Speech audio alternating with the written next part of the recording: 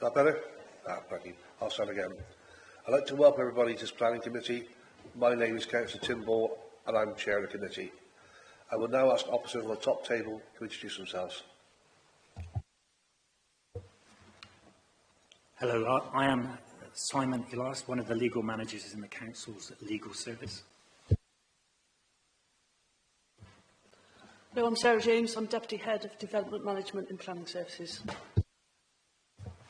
Hello, Karina Haskins from Democratic Services.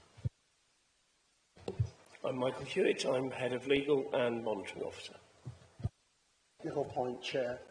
I'm sorry, I'm using the hearing loop, and I'm sure some other people will be using the hearing loop, but we're hearing what I think is sound from downstairs in the Alkmaar room. I wonder if the technical people can negative the hearing loop in the Alkmaar room.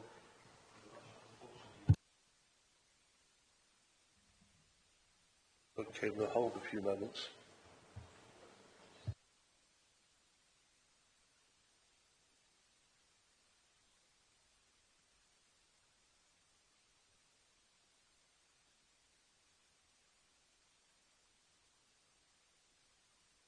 Mr. Jackson.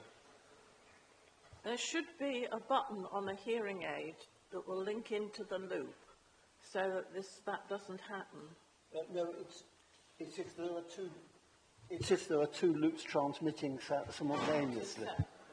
Okay, we'll hold for 2 minutes while it's sorted.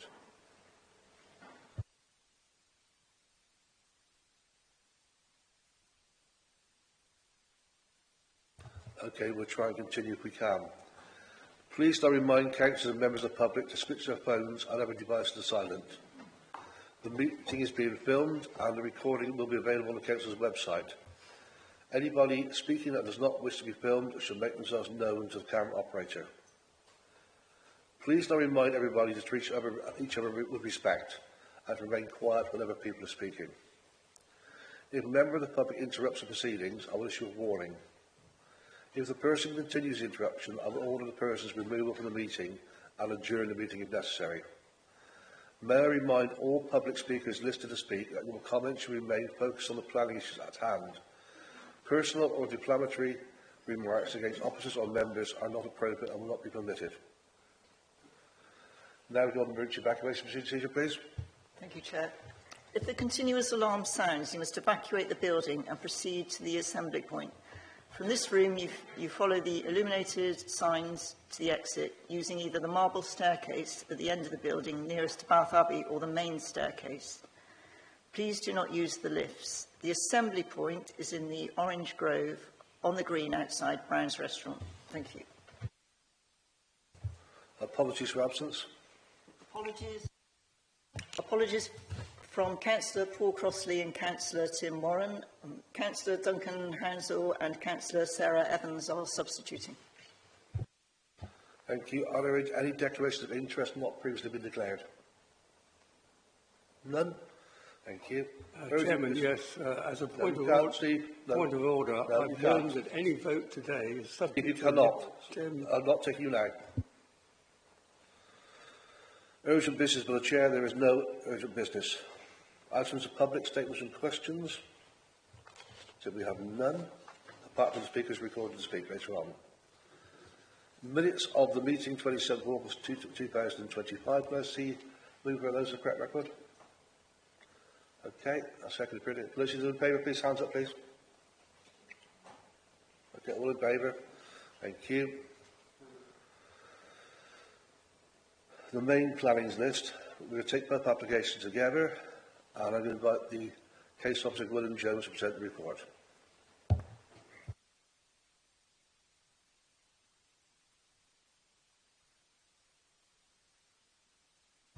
Share my screen. I will commence my presentation.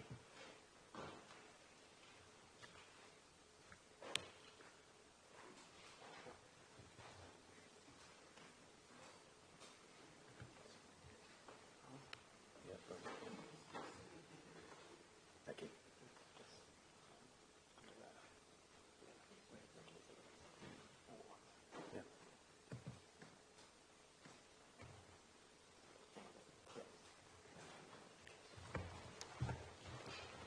Thank you, Chair. Hopefully people can hear me. Just want to identify at the commencement of this presentation, there was an update report which has been published, which deals with the recommendation relating to this application, and also an amendment to the description of the listed building application. There are high-raised comments and also a summary of the relevant planning history. The last two, I'm not sure if they've actually been published, but they will be available. I'll pick up on those points as I go through the presentation.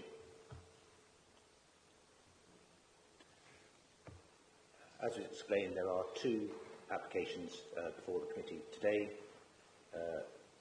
The first is a planning application relating to the recreation grounds Bath, and there is a listed building application relating to the same site but focused on works to the boundary wall with the application site and Johnson Street rear garden.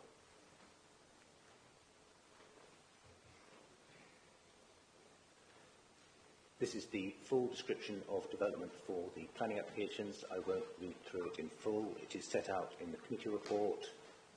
However, it is for, just to summarise, the phased comprehensive redevelopment of the existing stadium to provide a new sporting, cultural and leisure stadium with hybrid pitch. There are various other works relating to the development, which I'll pick up as I go through the presentation. William, could you speak up, please? Sorry.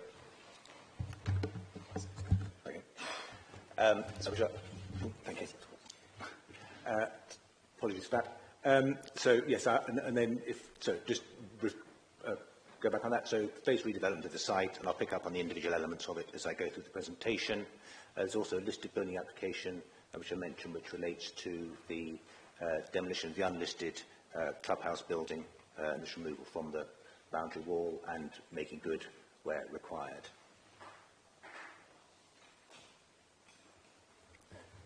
If I can turn now to procedural matters.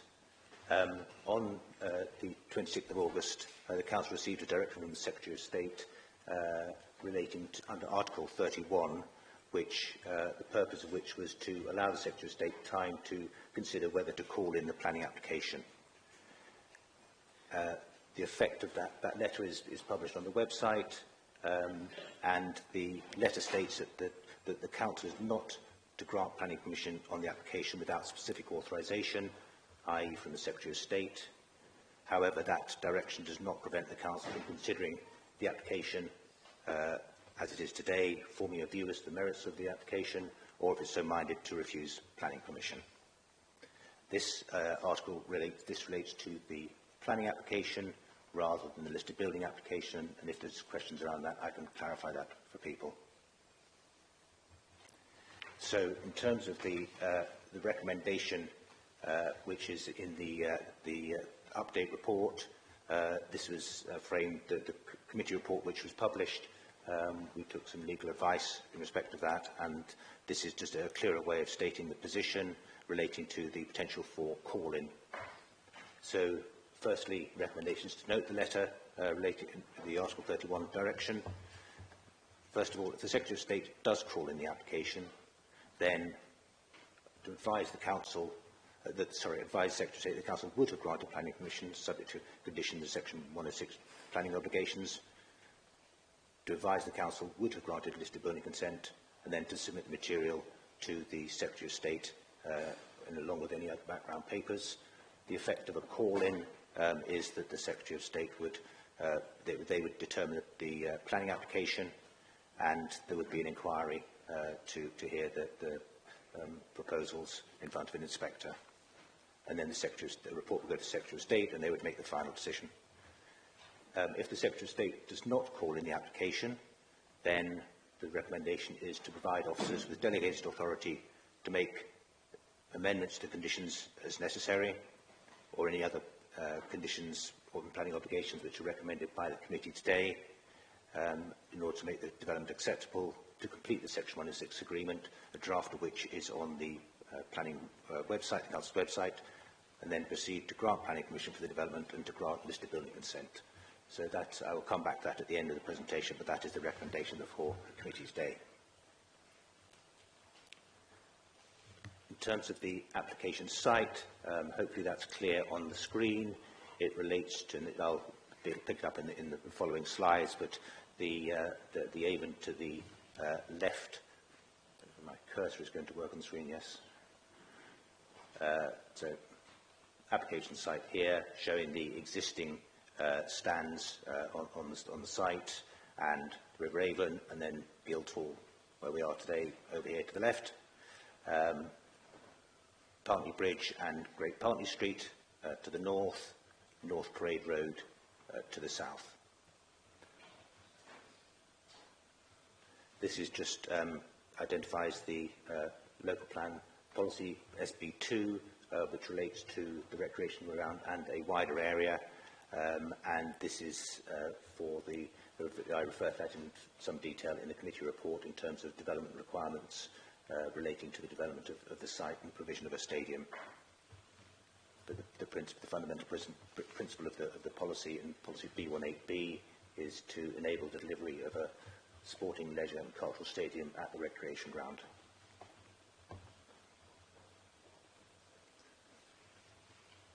In terms of the application site, just to go into a bit more detail, this just shows the area in green, which is where the proposed new stadium will be located and associated works.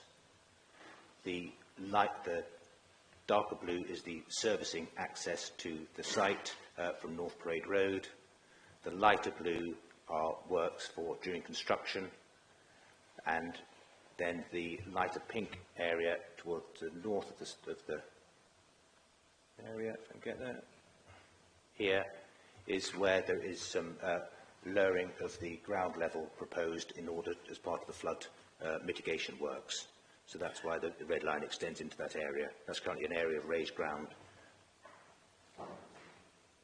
In terms of just the, I haven't touched on the context in terms of listed buildings, etc., but just to point out, obviously there's the grade 1 listed buildings in Johnson Street.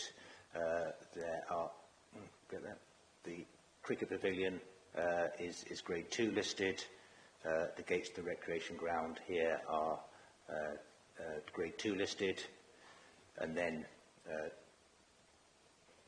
beyond the site we've got Parade Gardens, grade 2 registered park and garden. There are obviously a significant number of other listed buildings within the locality, but those are the ones which are immediately adjoining the site.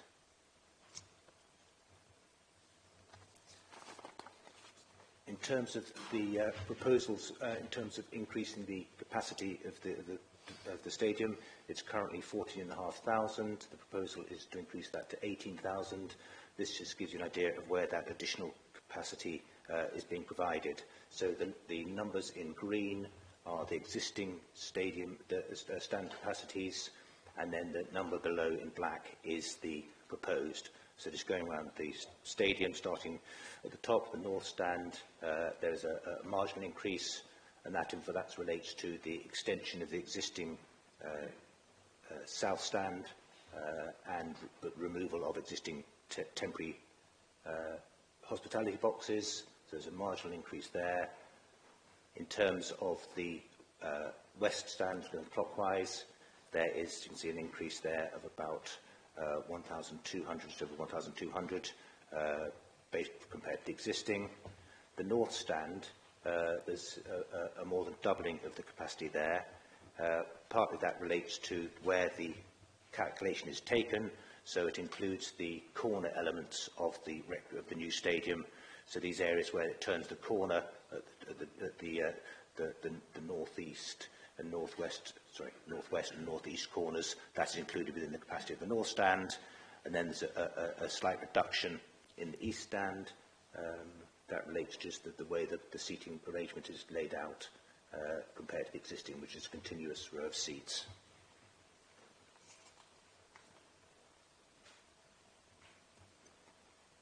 In terms of the layout of the stadium, this is going to run through each of the levels. So the orange colour represents the areas which would be available for community use, and so that is the pitch on occasions, and also some changing rooms and other facilities which are available for people using the wider outfield area of the recreation ground. That is covered by a community use agreement, which would be form part of the Section 106 agreement, and that would be provided. I think not quite. I can't remember if that's online, but that will be available. That would be an annex to the 106 agreement relating to wider use of the site. The facilities here, so that just in terms of the arrangement, the current change rooms are in the north stand. Those will be moved to the east stand, and that's where there would also be the new medical facilities, HI assessment rooms, physios, etc. The other stands there is provision of hospitality and also WCs, etc., supporting the stadium.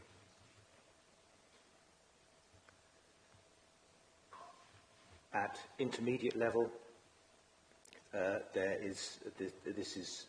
would be some community use, or should have just clarified, community use relates to non-match days, so it would be during the week, or if the matches aren't taking place. Obviously on a match, well not obviously, but on a match day, all the spaces would be available for spectators, whether that's hospitality or seating, or the changing rooms, obviously, for the teams at the concourse level.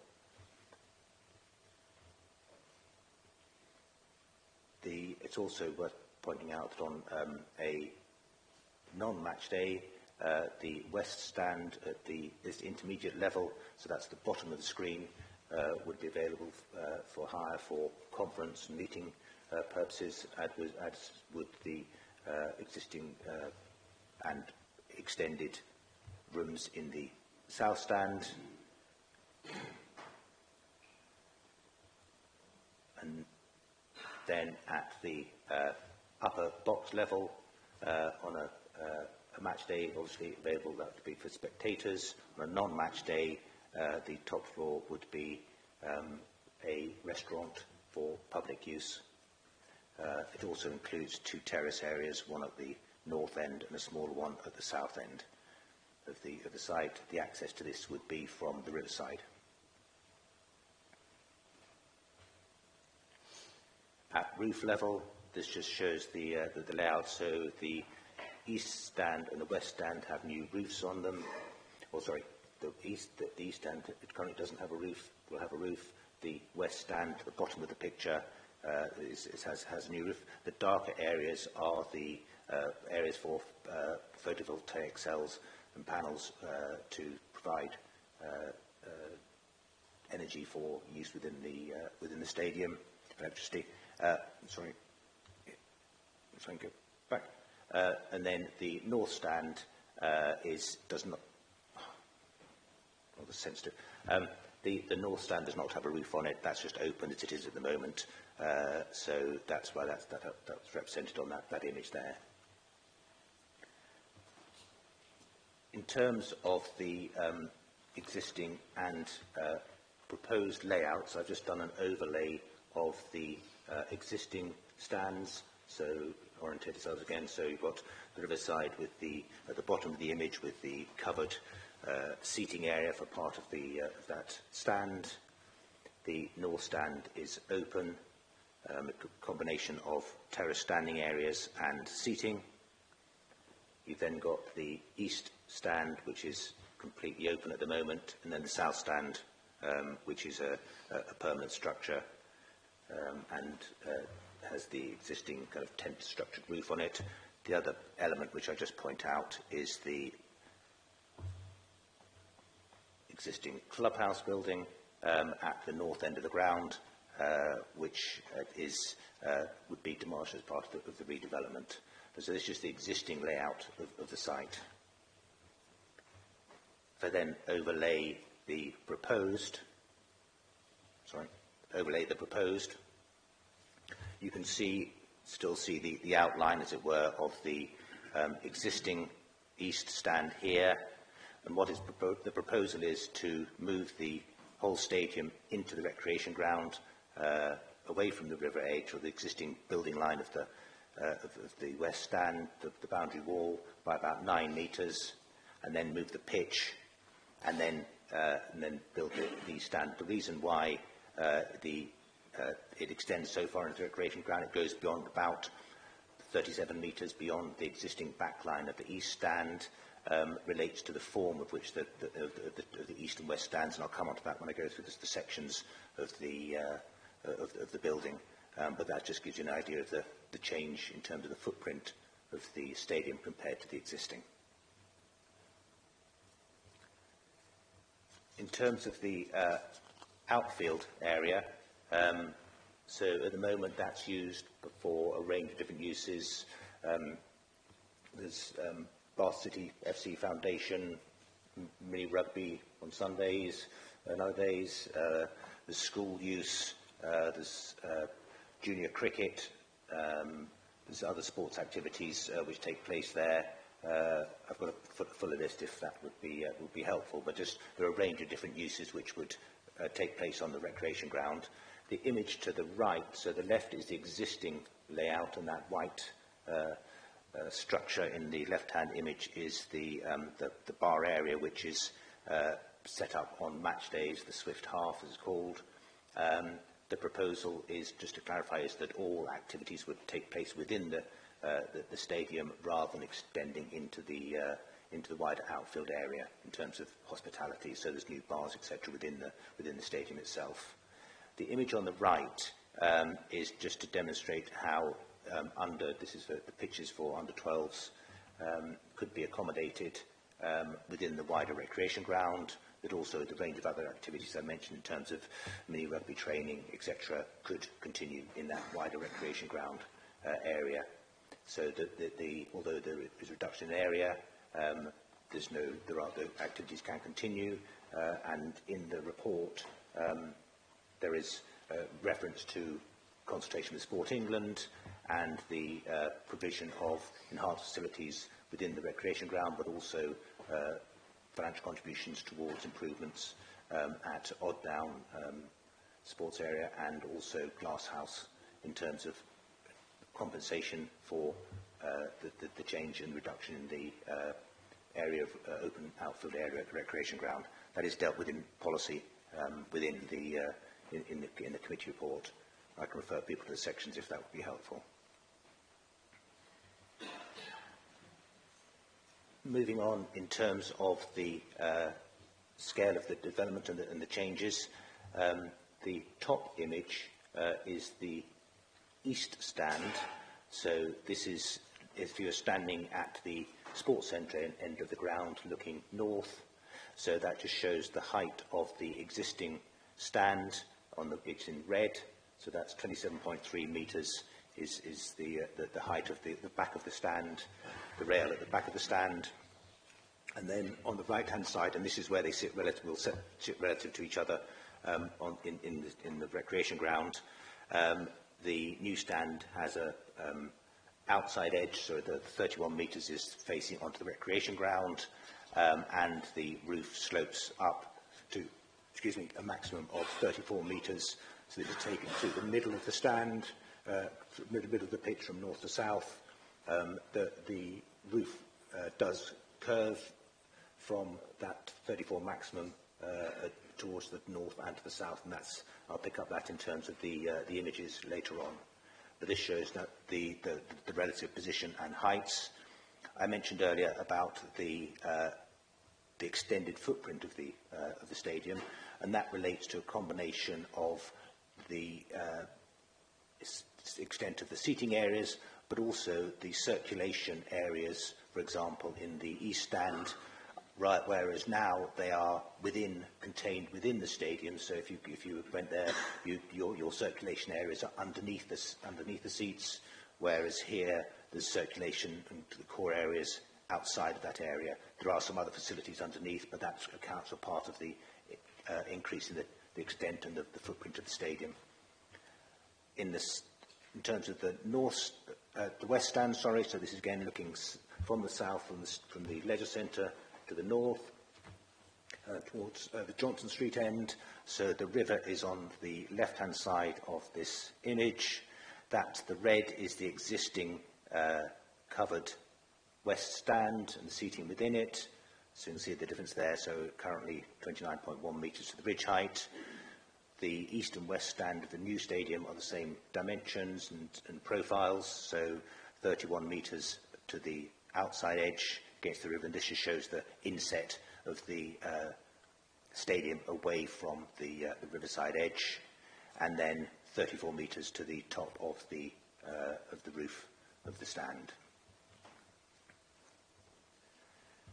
Looking at the north stand, so a number of sections have been provided through the north stand, and so the top left is closest to the river, so the northwest side of the ground, and then the subsequent ones, so you kind of cut through sections as you go through. So you have the first one, so that just shows you there's two kind of clubhouse elements, but this is the tallest building here, so that's 28.5 metres to the ridge height, and then the proposed and the existing stands are at 25.4 metres, as actually on that right-hand diagram, but that just shows you the maximum height being provided on the north stand. Then the second one, the section 2, is further into the site, and that just shows the relative height. So the existing and proposed stands within this part of the north stand are the same height, and this is the section on the right relates to the building, the structure there with the curved roof internally is what's referred to as the lime kiln, President's Lounge, a listed building, and that just shows the height of the buildings relative and their location of the existing stand relative to the lime kiln and the proposed.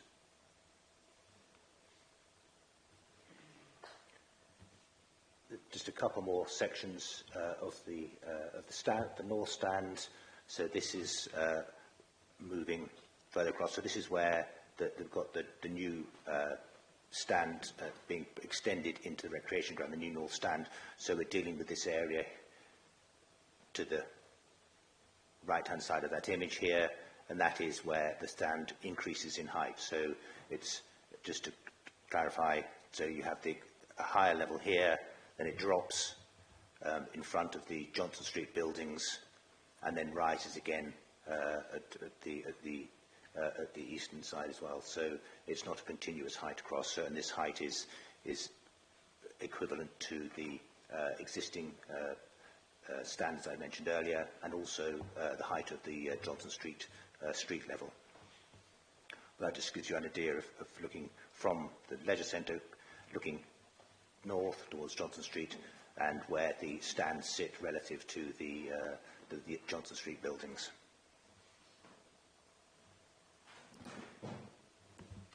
In terms of the elevations, this is the west elevation. I'll just run through the main elements to it. So the proposal is to, when the stadium is moved into the recreation ground, that the bund, which is the kind of this area here on the right, bottom right photograph, is an area with trees in it, which serves as a flood mitigation measure, and that is the proposal is that is extended in height up to the new stadium. So in section you would get, so this image here, the second image from the left, so it would extend up to the face of the building. So the majority of the concourse level of the stadium would be obscured behind this extended bund. The area here, there's a new main entrance into the west stand in the centre of the stand, and that is the image on the right, just shows where that would sit approximately on the frontage. That does involve the removal of some trees. There are some silver birch here, and one tulip tree. Most of the trees along the riverside edge are within the bund are tulip trees, and there's one tulip tree which would need to be removed. In this location, there are others which I'll come on to. And so the new entrance would remove these silver birch trees, which are grade C. That tulip tree is grade B. In terms of other changes, so just sorry.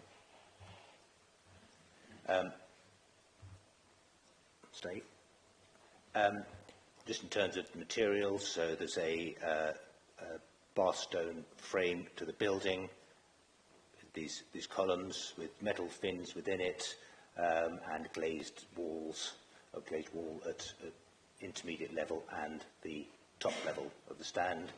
And you see the frame kind of continues beyond the intermediate level and cuts across the top of the box level of the stand. In terms of the northwest corner, this will be glazed, but in terms of the footprint from those previous images, the building curves around the corner, and there's an image coming up in terms of what the effect of that would be. But this structure here, I should have perhaps picked up earlier, is the radial gate, which is an existing flood measure or alleviation measure, and that would remain in place with the proposed development. Turning to the east stand, there is a similar roof profile and form and materials, and then there is this extent of the wall is so the external elevation is broken up. So there's sections of timber cladding, the section of green wall, plants growing up the exterior of the building, metal cladding, and then that's repeated towards the leisure centre end, and then the bar stone frame building is from the extension of the south stand is shown here, and the images below just give you an idea of the various elements which make up the east elevation of the building. Just in terms of some detail in terms of landscaping, so the riverside area outside of the recreation ground is a public right-of-way, and is council-owned land, and the proposal is this is the clubhouse building which will be demolished, and so this is a bit of a pinch point here. That will be widened because, as I mentioned earlier, the new building will, as you can see in that left-hand image, curves around rather than the existing building is right up where this dotted line is here. So that would open up that space next to the radial gate. The boundary wall is part of it's adjacent to the Beezer Maze. It's kind of southern boundary of Beezer Maze, which is not the control of the council or the applicant. So that corner, which is shown in that image, the top right image, that would remain in place unless there is agreement with the owner to amend that. The bottom image just shows the area where, in this image on the left, where there would be resurfacing of the existing riverside path, and there are 2 trees there within that which are within the public realm, council land, and the landscaping as it's proposed is not proposed to replace them. That would be there would need to be an agreement for replacement of those trees in some form, and the council would need to agree that, preferably in a council on council land elsewhere. The southern area of the riverside path, there are proposals. There are proposals to have additional breaks through the bund, which is that green raised area in the top right image, and that is to provide access for people from the riverside. At the moment, you have to effectively clamber up over the bund or over those steps on the top right image. Proposal is to provide level access from the riverside to the leisure centre. There's also a proposal to provide a new lift which will connect with the overbridge from North Parade Road. So this is the overbridge and then there'll be a new lift and staircase down here, which will provide access from level access from North Braid Road to the riverside for wheelchair users or people with buggies, which is not currently the case.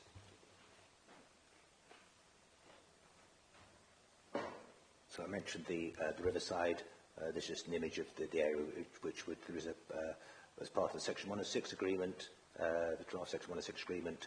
This would be relayed to match the other works at the northwest corner of the ground, and that would be carried out by the applicant as part of the agreement. That would cover surfacing, benches, lighting along the riverside edge, and that's set out in the planning obligation in the draft Section 106 agreement.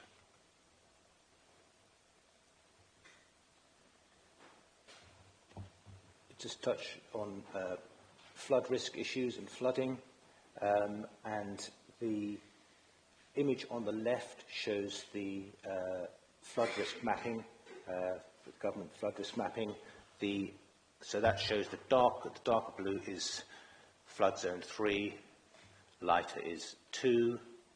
That orange line here is that part of the bund which is south of the west stand of the building, and that does have a flood defence purpose, and that's why where the proposal are to cut through the bund, there are proposals for floodgates, as there are within the existing west stand, to avoid to manage flooding should that occur. The image on the right just shows the 1 in 100 flood event. So in terms of the key, I think the important thing here is although that does show an area of increased flood within from minus 30 millimetres to plus 30 millimetres, that is within the modelling tolerance for the flood risk modelling, which has been agreed with the Environment Agency. So that's 30 millimetres, so 3 centimetres. So I don't have a scale rule with me, but it's that sort of depth of water that's what the tolerance is, plus or minus that depth, which is agreed with the Environment Agency, and that's the Environment Agency initially objected to the application, but have withdrawn their objection on the basis of the evidence which has been presented to them. So just in terms of the levels, there is a proposal to raise the pitch level from the existing. It varies across the pitch. It's slightly lower in the southeast corner, and then rises slightly to the north, but say an average of 17.9, 18 metres. These are metres above ordnance datum. I should have said that earlier, sorry, in terms of the other heights. So it's above ordnance datum. So it's not the height above. So the change in level is 40 centimetres for the pitch level, and all the measures, the dimensions which have been shown relate to above ordnance datum. So that's effectively sea level from point of that description. So that just gives you an idea of the levels. So there's higher level on the riverside from 19.4 at the northwest corner down, and then it drops gently down towards the south to about 18.2 metres within the ground. It's proposed to increase the pitch level, but there is this area here, and the whiter area around here is the kind of runoff area from the pitch, and that slopes down to 18 metres. Concourse levels on both sides are set at 18 metres.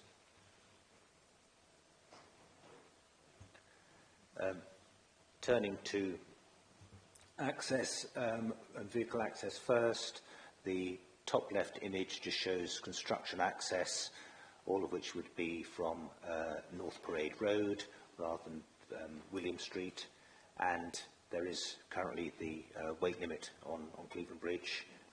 Question whether that ever gets removed, but that at the moment that's showing the access for heavy vehicles from along the Lower Bristol Road and the A36 Warminster Road, and then smaller vehicles from coming down Wells Way, but access is from North Parade Road. In terms of operational access on a kind of day-to-day basis in the stadium, that would again be from North Parade Road. There's no access from William Street to the ground other than for a Wessex Water tanker, should that be required. There's services which run along the part of the North Stand, but that would be very occasional use. Likewise, the this route across the centre of the pitch is for access to the radial gate for a 100-ton crane, should that be required. Again, unlikely, but it should be required, then that can be provided, and there have previously been planning permissions to require that access, so that would be maintained. But otherwise, the service yard is in the southeast corner, down by the stadium. The access off North Parade Road would come down the ramp, round the pavilion building, not the cricket pavilion, the other pavilion building, round the edge of the leisure centre and into the service area at the southeast corner of the site.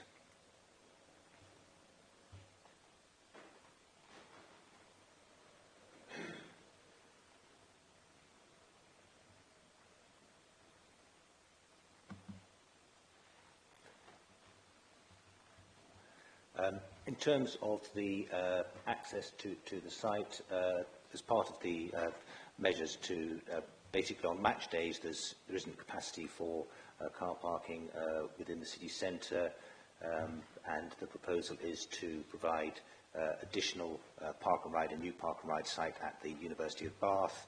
So that's on the right-hand side of the image, and then you can see in terms of the changes, there would be increased demand for the Lansdowne Park and Ride site, and there are proposals in the Section 106 agreement for the club to provide additional capacity, parking capacity and buses from the Lansdowne Park and Ride on match days.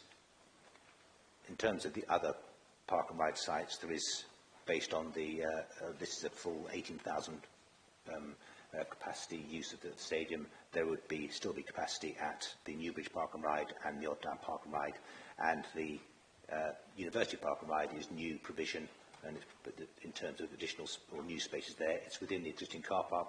There are already buses which run from the university down to the city centre. The proposal is the bus would go down Bathwick Hill to the roundabout at the bottom, and turn, and so there's already a bus stop on the left-hand side, so you're down, turn there, and then return to the university site, and that would be available on match days unless there was another event going on.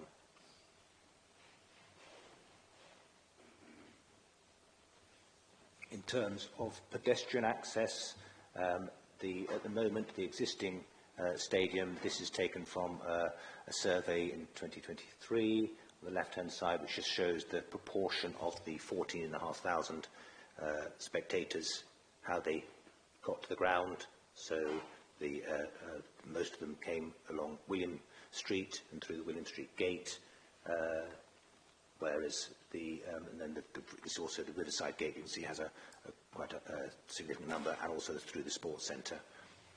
The change on the right-hand side, this is where they anticipate the change would be, so an increase in the proportion and absolute number of people using William Street gate, reduction of the Riverside gate, and there's other changes you can see on the plan. In terms of pedestrian access, at the moment there's various ways you can get there. You can come down off Partley Bridge, down the there's a staircase, and along the Riverside and down to Spring Grove.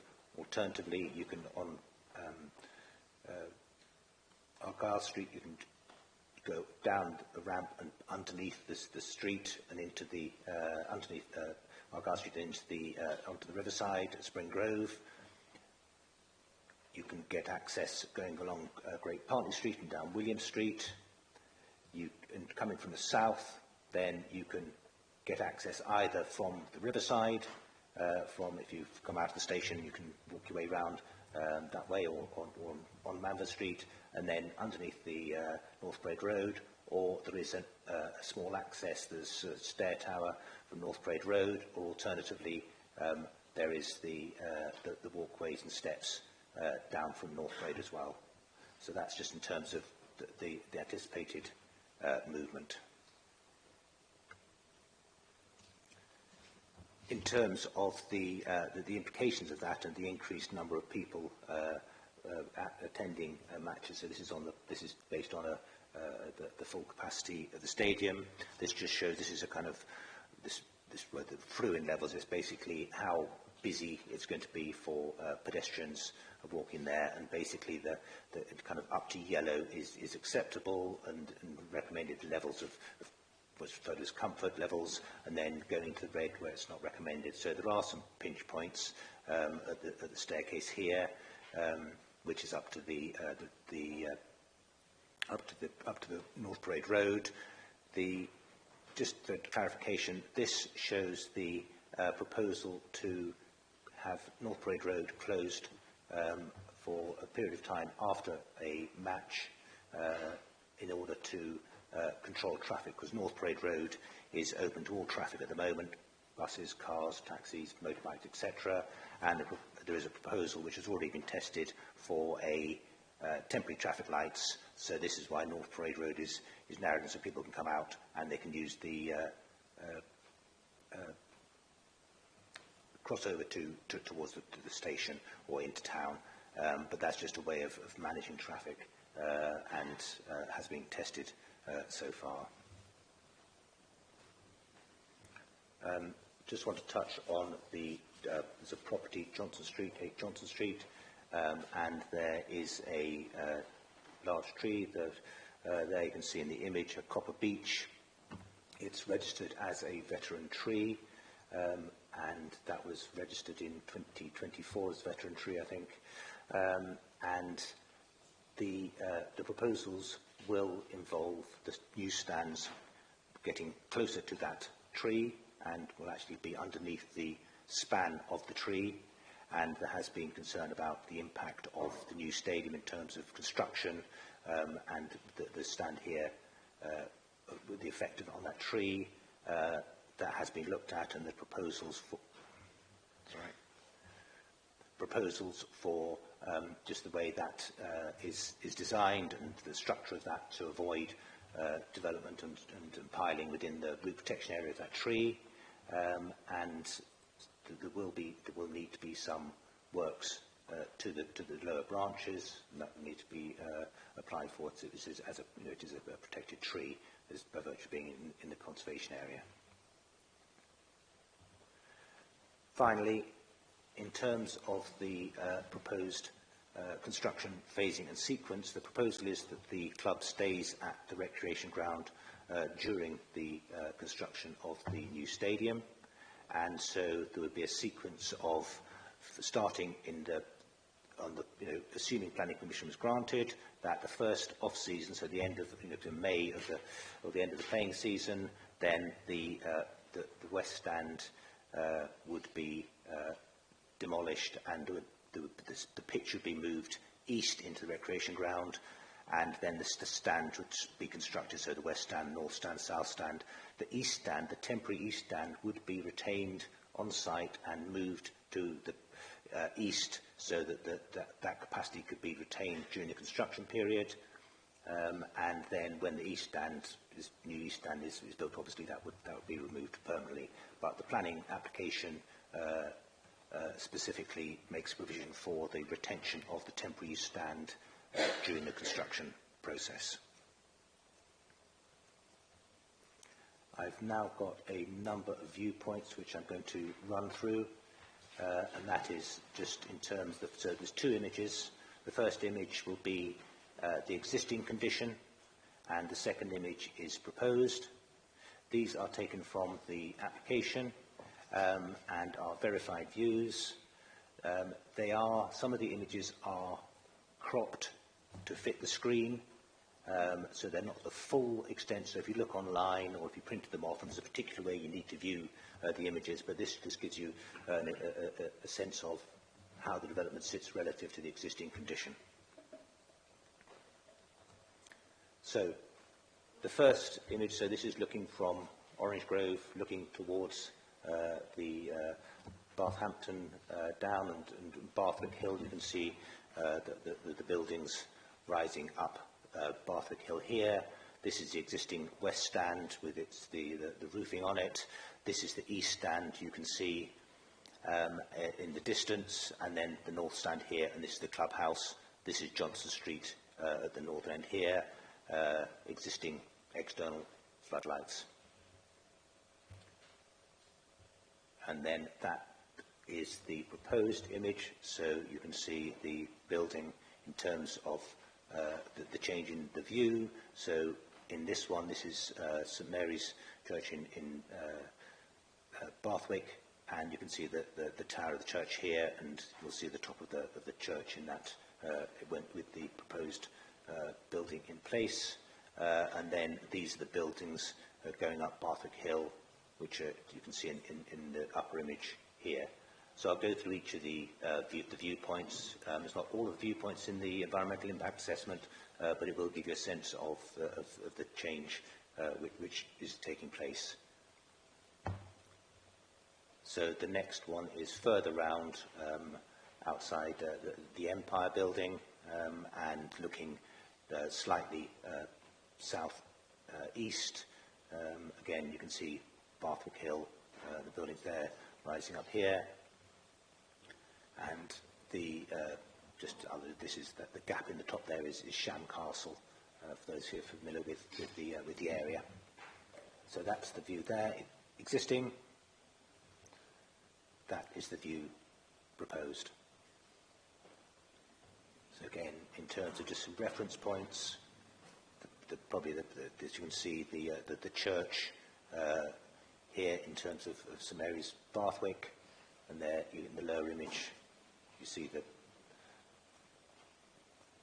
kind of effectively unchanged in that particular view, and then Barthwick Hill in terms of the effect of the building in terms of the impact on that view, but in this view and the other ones, it is below the height of the curve of Barthampton Down. Moving further around again, just towards Pulteney Bridge, so that this is looking effectively south along the river, and existing image and proposed.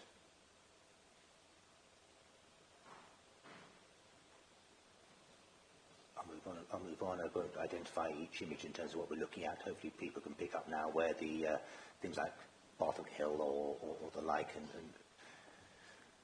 then this is the view looking over Parade Gardens at street level. So looking towards the east, existing and proposed.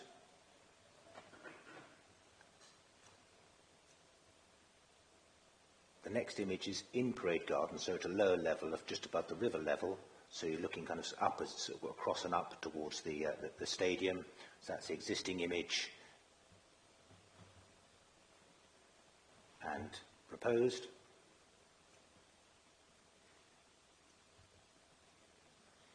Then moving round, this is Spring Road, so this is as you go underneath Argyle Street, walking along the riverside from the north towards the stadium.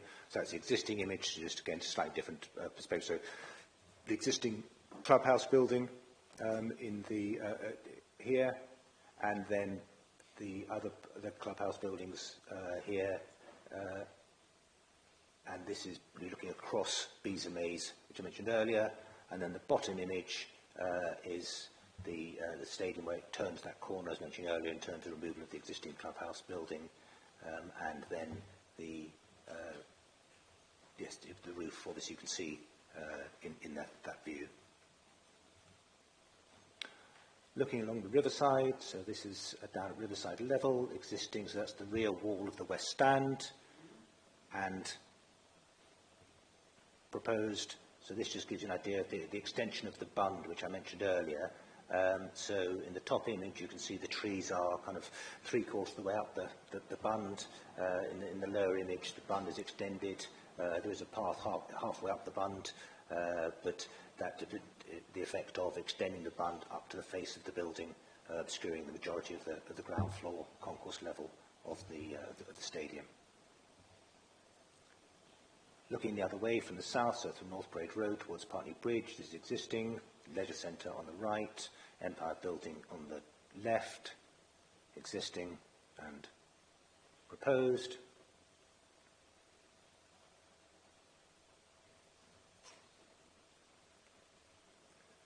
And this is on North Parade Road Bridge, so existing, looking directly up towards Putney Bridge, Empire on the left, Stadium on the right, and proposed at the bottom. All these views have been, as you've probably seen, are winter views, so the trees without any leaf on them have a different perspective with the leaves when the trees are in leaf in terms of the screening effect. But I've used these as just in terms of the kind of maximum exposure, as it were, of the building. This is a view from Johnson Street. And looking towards the southwest. So you've got the existing stand in the background, and you can just see the roof of the existing west stand here. So that's existing and proposed with the new roof and the extension of the south stand in a similar design style, and covering up that part of the leisure centre. Another view from the other side of Johnson Street, looking south, and existing and proposed. From this viewpoint, you will see the edge of the east stand roof. This is the view from William Street, and so that you can see the leisure centre in the background, the lighter building here, existing and proposed. And then this is, next image is from within the recreation ground, looking back towards the Abbey and the Empire Building. So just for the Abbey and the Empire and the end of Johnson Street. And proposed in the bottom image. So again, in terms of just from the Johnson Street, the Empire Building, and the Abbey, this top layer of the stadium is open and unglazed, so there would be a view through that part. Moving around onto Putney Road, looking back across the recreation ground, the Abbey on the left, Empire on the right, Johnson Street on the far right, with the stadium in place. This is at the bottom of Barthwick Hill, Rugby Place, looking across towards the Abbey, behind the tree there, existing and proposed. This is from Beach and Cliff, looking back from the south, looking back across the city. So you've got Southgate Centre in the foreground, and then this other building, so Abbey and the Empire, and Johnson Street and the stadium. The cursor stops moving there, existing and proposed. So the stadium is here.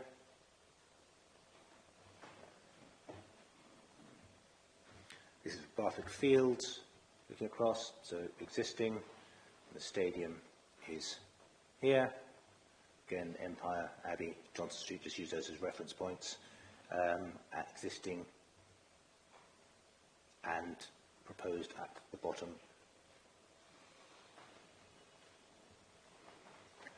Just got some nighttime views now. These are the existing arrangement. There are some floodlights, permanent floodlights at the recreation ground. However, on match days, there are floodlights brought in and to provide sufficient lighting of the pitch, particularly for TV transmission. And so this is just the view from across the river, effectively kind of from almost from Pulteney Bridge, looking down across the stand. So you've got the west stand is on the right-hand side of this image. That just gives you an idea of the effect of the floodlights. And then proposed, and the proposal is to incorporate the floodlights within the leading edge of the stand. So you can see here, there's the new floodlights within the leading edge of the east stand. The same would happen for the south stand. There would be a need for freestanding floodlights from both side the north stand. However, those would be on telescopic poles, so they could be retracted when they're not in use. They're not required, so they would just be put up or down. There's also a screen to try and reduce, or not try to reduce lighting onto the river as part of the proposals. This is the view from Beach and Cliff on a evening match day, and proposed with the lighting contained within the leading edge, predominantly within the leading edge of the east and west stands, and then the need for some lighting at the north end of the site.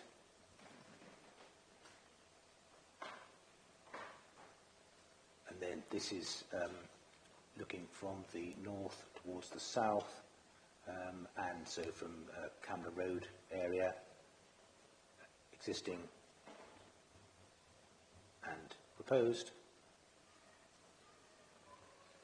And then this is just the existing riverside edge. So this is existing lighting to the existing stadium with security lights on the for the entrances to the stand. So this is on a non-match day. And then the proposed, this is on a non-match day also, where there's the proposal to incorporate lighting, proposal is for blackout blinds to the west stand in terms of reducing light onto the river. Finally, pleased to know, just finishing the presentation, this is the, just going back to the recommendation before Committee's Day, and I was proposing just to leave this up on the screen. We will now take a 15-minute comfort break. We'll return about 11:15. Can I remind members, as we're partway through the debate, not to discuss matters before you return, and do not engage members of the public. Thank you.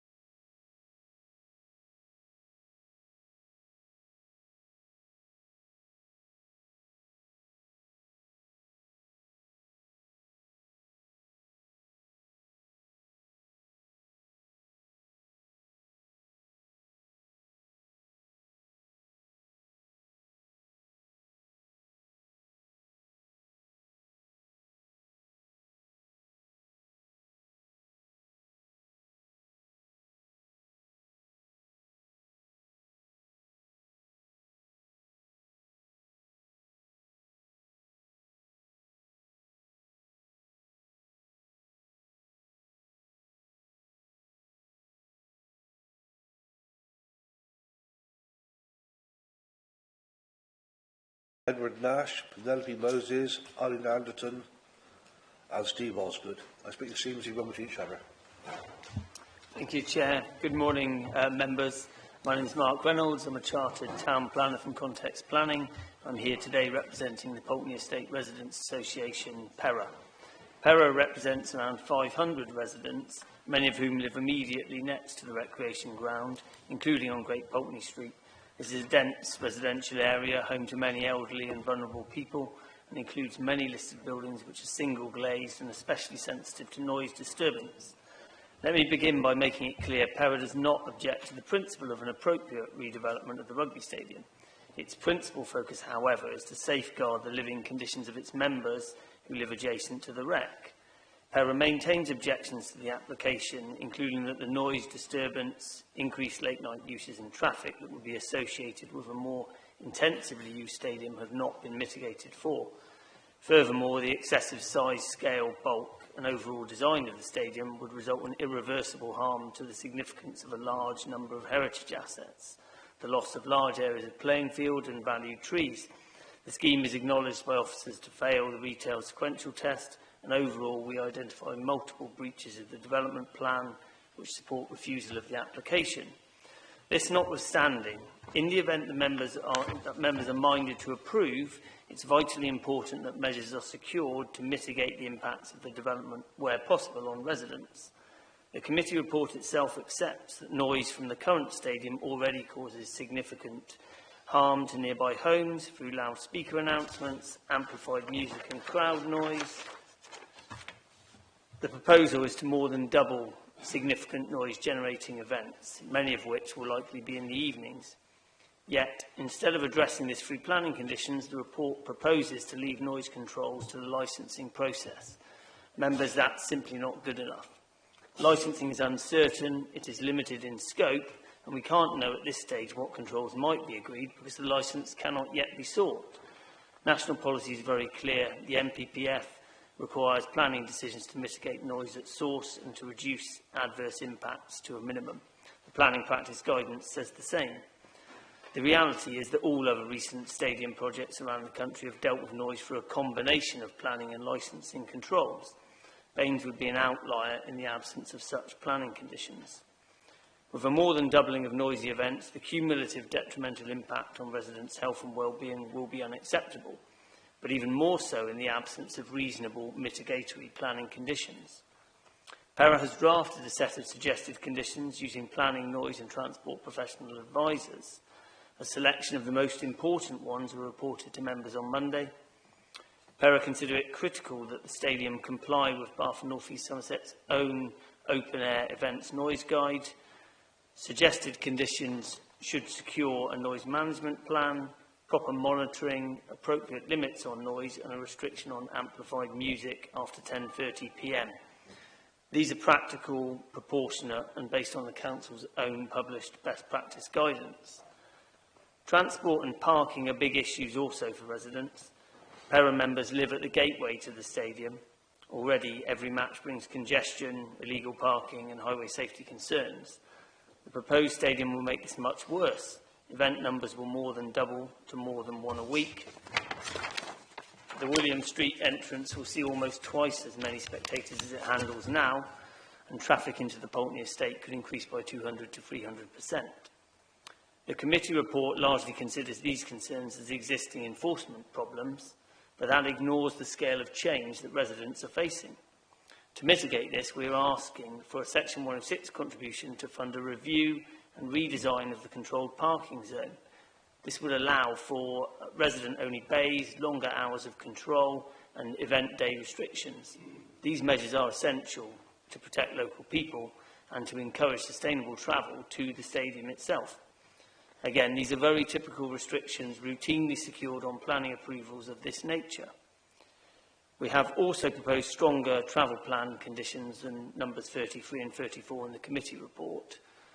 Ours would cover all events, not just the very largest, and they would deliver real measures, enhanced public transport, reduced car dependence, monitoring, sanctions for non-compliance, and bespoke event travel plans for concerts and other events. To conclude, PERA is not opposed to an appropriate redevelopment of the rugby stadium, but it must not be delivered at the expense of those residents who live closest to it. PERA asks members to put yourselves in the shoes of those residents who do live closest to the stadium and consider whether you think the development would be acceptable.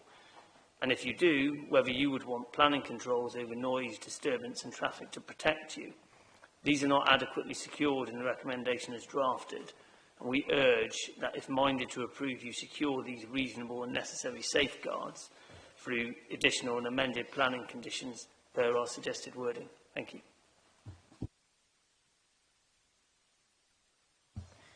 Thank you, Chair. Hello, everybody. I'm Edward Nash, and I'm speaking for the Friends of the Wreck. I've lived and worked here as an architect over 40 years. Even so, I've often felt I could not yet sense what 18th century Bath was really like. Those set pieces, King's Circus and Royal Crescent, convey the scale of its energy, but they say nothing of its origins, of what began here decades before, but led to the whole of Bath being designated as a World Heritage Site 38 years ago.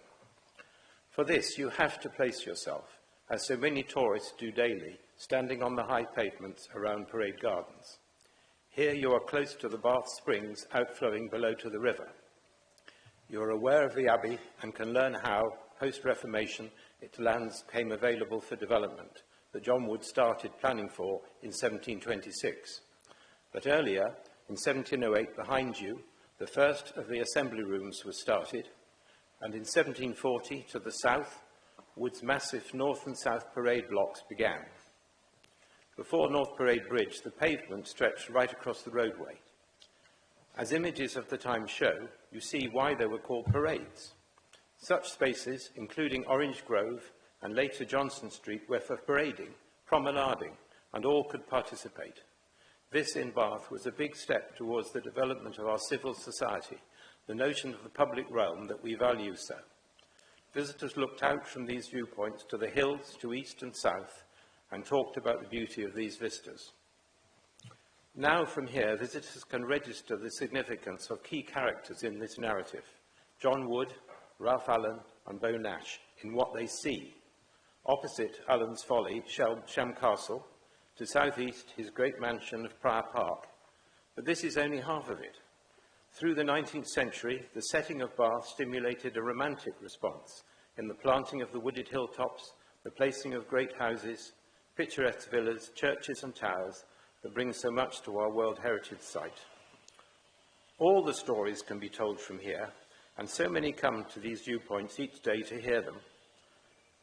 The distinction of this relationship between historic city edge and landscape setting was diminished by the sports centres coming 50 years ago, but across the rec ground now, the visual connections can still be made, and the ground, with its separate stands, is visually permeable.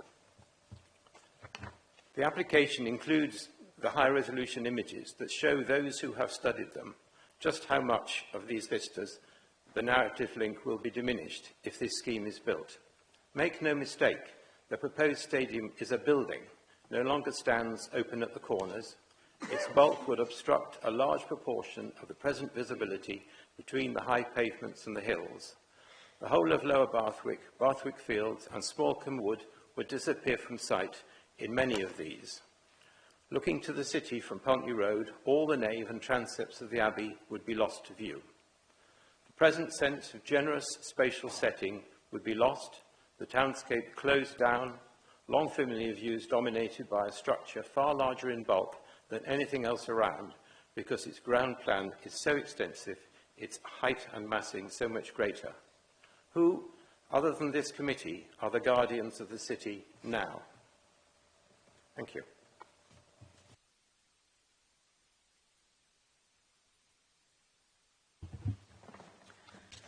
I'm speaking for my neighbour who lives in a flat at the end of Johnson Street abutting the club.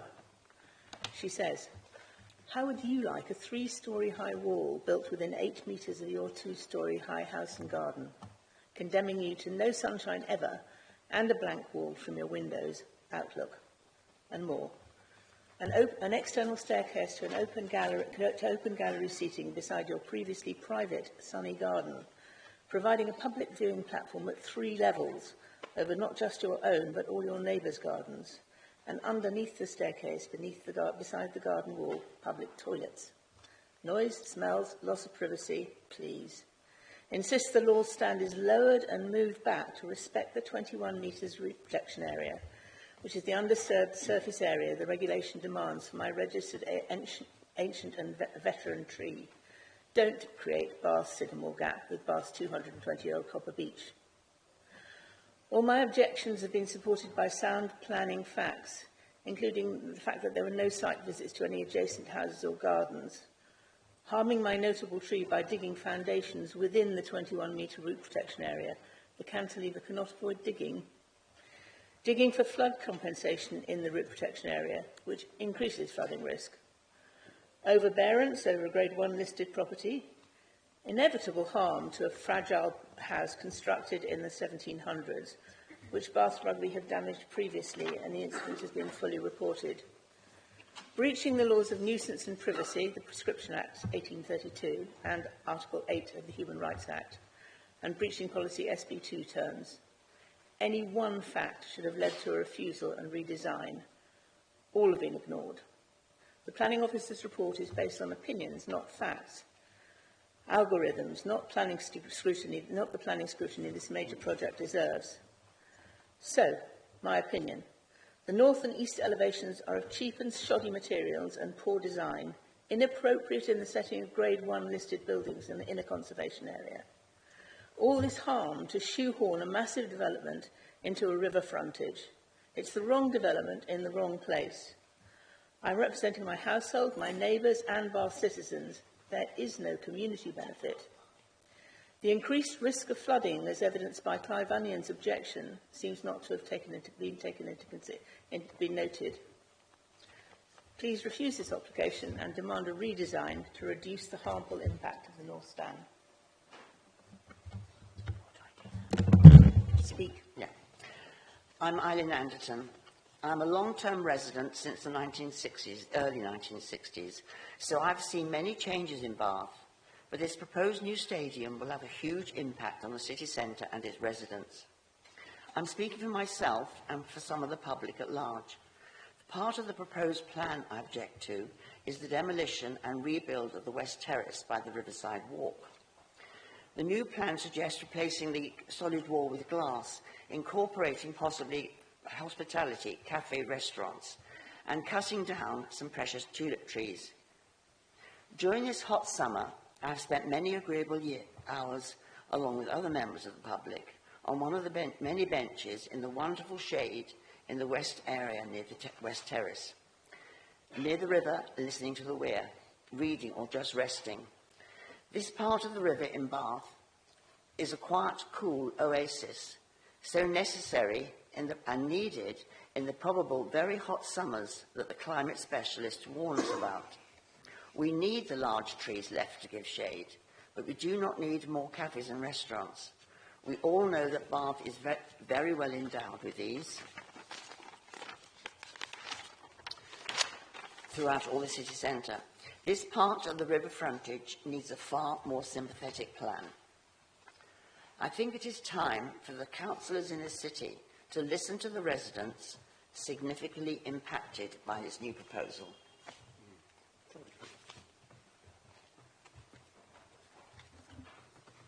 Good morning, Chairman. I'm Steve Osgood. I'm a Harkness Fellow in Urban Planning at Harvard University with master's degrees in both architecture and town planning. I've been resident in Bath for 30 years and welcome Council's action in getting the issues surrounding the wreck into a single, open, public item. In the officer's report, I find a number of errors, omissions, compromised positions identified. Given the evidence presented, this could result in a quite different conclusion and recommendation, which I suggest could render consent at this stage unsound. I have a list of such paragraphs, all material considerations, which must be resolved before a determination. Chairman, I request your direction on how such issues might be communicated to parallel Council's submission to the Secretary of State. For example, now that the impact of the stadium can be seen, Core Plan Policy B1-8B must be re-examined, not in the least with regard to the size of the stadium, which does not fit the site and might be better at 10,000 seats, comparable with Saracens. Its location, which might be better at the east end of the Rec, to leave the residual area over to the riverside for the public at large. Report para 7.67 does not even begin to address the recommendations of the UK Committee on Climate Change that open green space in urban centres be increased to mitigate the effects of flash flooding and dangerous heat islands. The proposal is thus incompatible with the Council's declaration of climate emergency. But I must speak more particularly about para 7.2/4, referring to conditions integral to the policy B18B, conditions in which the Council promised its citizens under seal that the Rec would not be used otherwise as an open space, not to give preference to any single sport, club or body forever hereinafter. These paragraphs confuse the 1922 covenant with the 1956 terms of sale of the Rec to the Mayor, Aldermen and citizens of Bath. Charity arrangements must comply with the law. The terms of sale are a commitment to which the charity, funded by Bath Recreation Limited as public trustee, is also bound. This application asks councillors and the public trustee to renege on their 1956 promise. I ask members not to vote unless they have read the promissory terms of their agreement. We now live in a world dominated by financial gain. The added value to the Rec of a consent, benefiting a small group, must not deflect the Council's promise to its wider electorate, the public at large.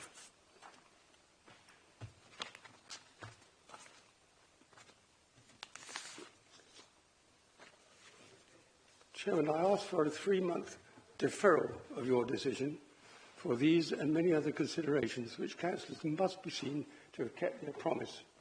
Let me summarise the objector's case in 4 points. 1. The lease upon which this application relies is contrary to the terms of the 1956 promise. 2. The proposal does not comply with the public at large terms of the 2002 High Court order. 3. The sequential test requirement for a change of use has not been carried out. 4. The application fails to meet conditions integral to policy B18B or the requirements of policy SB2. Chairman, the promissory aspect surrounding the use of the Rec is at stake. A promise which your electorate expects as present-day councillors to uphold and which supports a refusal of this application. Thank you very much. Thank you. Now on to supporters. We have 20 minutes starting with Tarquin MacDonald, Tim Burden, Elisa John, Lynn Fairquest, Nedlin Barron and Alison Herbert. Time starts now. Chair, members of the Planning Committee, thank you for your time and for your diligence in considering our application. I'm Tarquin MacDonald, Chief Executive of Bath Rugby. I've lived in Bath since 2012 and I've watched my children grow up here. I'm proud to be a resident and I care deeply about this fantastic city. I'm joined, and you will shortly hear from, firstly, our planning consultant, Tim Burden, on the strong planning case supporting your office's recommendation for approval. Secondly, Bath Recreation Limited General Manager, Alicia John, who will explain how millions of pounds of rent from Bath Rugby will fund their delivery of recreation, health and well-being across the community for decades to come. Thirdly, Bath Rugby Foundation CEO Lynn Fernquest on the profound social impact this new stadium would deliver, and from Meg, whose life was changed by the foundation. And fourthly, Bath Bid CEO Alison Herbert on the huge contribution to the city's economy from Bath Rugby. We feel a deep sense of pride to host the largest congregation in the city on match days and a great sense of responsibility to the city and our community. This new stadium would support us in launching a professional women's team and would have enabled us to host Women's Rugby World Cup matches this year. We've undertaken thousands of hours of consultation with planning officers, statutory consultees, residents and members of the public. We have evolved and refined the designs over years, taking on board everyone's feedback. This application before you has no objections from any statutory consultees and, importantly, no objection from UNESCO World Heritage. We are immensely grateful to the hard work from everyone involved, and we ask that you follow the considered recommendation to approve this application. Tim. Thank you, Tarquin. You have before you an extremely detailed and considered committee report, and I'd like to thank your officers for their thoroughness, their challenge and their robust consideration of these applications. The proposals are subject to a full environmental impact assessment and an extensive suite of further application documents. They represent the outcome of a collaborative and iterative design process achieved through joint working with stakeholders over a number of years. And this includes consideration of alternative schemes and independent design review. This extensive process has culminated in the proposals before this planning committee. You've been advised by your officers of the need to refer the proposals to the Secretary of State, and I hope that this committee will be able to do that with a resolution that planning permission should be granted, subject to a range of planning conditions that have been agreed with consultees, as well as a completed Section 106 legal agreement. As you're aware, the role of this committee is to determine this application in accordance with the development plan, and then to consider other material considerations.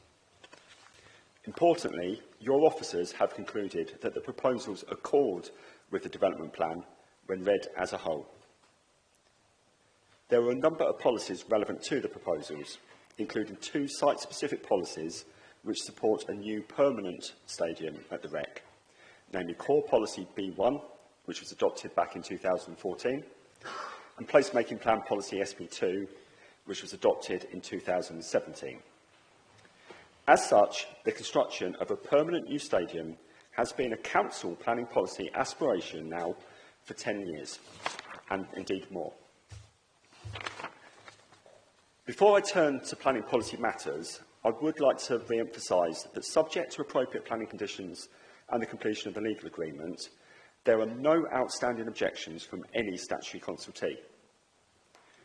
There are no objections from ICOMOS, which is the advisory body of the World Heritage Committee for the implementation of the World Heritage Convention of UNESCO. There's no objections from Historic England, who have had extensive involvement in these proposals. No objections from the Environment Agency, followed detailed modelling assessments. There's no objections from Natural England. No objections from Sport England. No objections from National Highways or indeed Baines Highways. And importantly, there are no objections from any of the Baines officers on individual technical matters. It is rare to have such universal support from all technical consultees on such a complex proposal. There are, of course, some matters that fall to be controlled outside of the planning process under separate legislation, such as through licensing. Now, as members will be aware, there is indeed a long history of legal and other statutory challenges relating to the Rec. In each case, it was entirely necessary and appropriate for that due process to be followed and completed. As the committee report states at paragraphs 7.2 to 7.7, since the 2014 core strategy was adopted and policy B18B first drafted, there has been explicit clarification on various non-planning matters pertaining to the Rec. The Charity Commission process has concluded, and the operation of the site by its freeholder, stroke owner, which is Bath Recreation Limited, is governed by the charitable scheme, which was laid down as a final legal order on the 14th of December 2016. Despite some misinformation from third parties, this position is clear, and it supersedes previous legal provisions relating to the land, including the 1956 conveyance. The proposals accord with policy B18B, and there has now therefore been full resolution of all the unique legal issues and constraints relating to the site. Turning to policy SP2 of the placemaking plan. This sets out a vision for the REC and the surrounding area, and is detailed in the officer's report between paragraphs 7.13 and 7.30. It is considered that the proposed development is in accordance with these site-specific requirements. Other planning, heritage and technical matters and compliance with policies are robustly addressed in the committee report before you. These proposals comply with relevant national and development plan policies when read as a whole. They ensure that the significant economic, social and cultural contribution that the club makes to this community and to the city can continue. Indeed, they deliver the Council's own stated planning policy aspirations for the REC. We therefore ask members to resolve to approve these applications in accordance with your officer's positive recommendation with relevant planning conditions and the completion of the Section 106 legal agreement. Thank you. Over to you, Alicia. Thank you. Chair, members of the committee, thank you for the opportunity to speak. I'm here on behalf of Bath Recreation, the charity that has owned and managed the recreation ground since 2016. The objects of the charity are, in full, the provision, with or without charge, of property in or near Bath, including but not limited to Bath Recreation Ground, for use as indoor and outdoor recreational facilities for the benefit of the public. Our work is guided by those objects and brought to life through our ethos of nurturing positive lifestyles. As a testament to that, my role, General Manager for Activity and Future Strategy, was established in 2023. My immediate work is to oversee the 3 programmes we directly fund and deliver at our Glasshouse site, in the Palladian Academy Trust, and across many, many primary schools in the city. With eyes on the horizon, I am also developing the strategy for how we use our current and latent properties, while expanding and supporting the work of others, from Bath Festivals and Bath Carnival to the Bath City Football Foundation, to name just a few. We also apply our expertise in grounds maintenance to ensure more spaces across Bath are fit for public use. But we have barely scratched the surface. Bath Recreation has been quietly establishing itself as a source of support and consistency across the city at a time when local and national budgets face huge pressure, particularly on costly recreation facilities. The ambitions of this charity are clear: to drive lasting positive change for our community, improving health, strengthening well-being and enhancing quality of life for good. But underpinning all of this is one simple reality.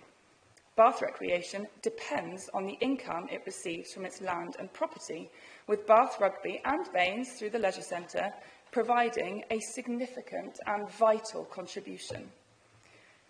The proposed redevelopment of the stadium is not just about sport or facilities. It's about securing decades of stable income, millions of pounds, which the charity, led by its trustees, will invest directly into indoor and outdoor recreational facilities that will benefit the people in and near Bath.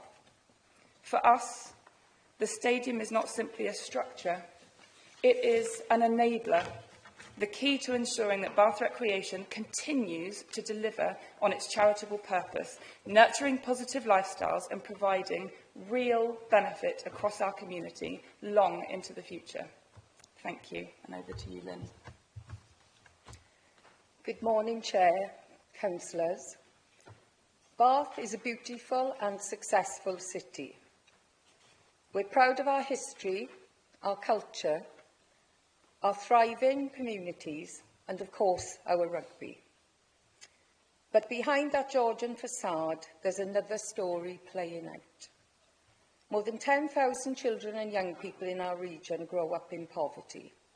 We are one of the most unequal areas in the UK, with the worst education attainment gap for 11 to 14-year-olds.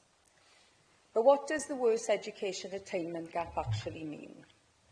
That means while some young people grow up with every opportunity, others, a short walk away, face barriers that limit their future, their health, and their life expectancy.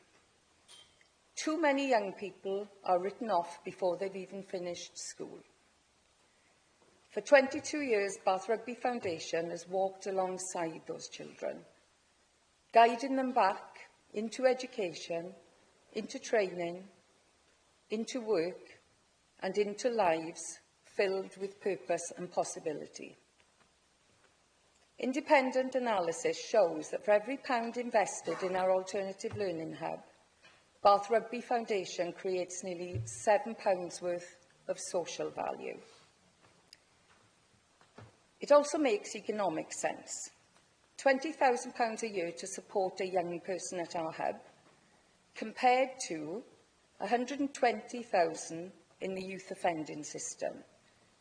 Or if we continue to kick that can further down the road, a lifetime spent on benefits, which the King's Fund says costs the economy £1 million. Today, we are holding all of this together in rented rooms and temporary spaces. The rec redevelopment would change everything. It would give us a visible hub in the heart of Bath, sending every child the message, you belong here and you matter. At a redeveloped rec, we could reach more children, reach them earlier, keep them with us for longer, and multiply our impact for generations to come. You now hear from Meg, a young person whose life was changed by Bath Rugby Foundation. Imagine her story repeated tens of thousands of times, and you'll appreciate what's at stake for us here today. I was angry, scared and lost. I've been excluded from school because of my ADHD behaviours that I couldn't control. I was told I was an issue and I was a problem. If you hear that enough times, you start to believe it. I believed it that much that I thought my life had already been a choice for me, and not in a good way. And then I found the foundation. It's the first place in years where everyone looks at me as a person and past the labels. They give me patience when I expected to be told off and punishment. And it was a place that I accepted as almost like home, and I belonged. In that small classroom, around people who actually spoke to me like a human being and believed in me, I changed. After a year at the hub, I went back into school, I passed my A-levels, and now I work as a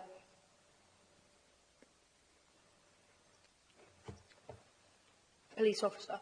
I wear a uniform. I serve everyone who I work with, and I stand here as proof that no person is beyond hope.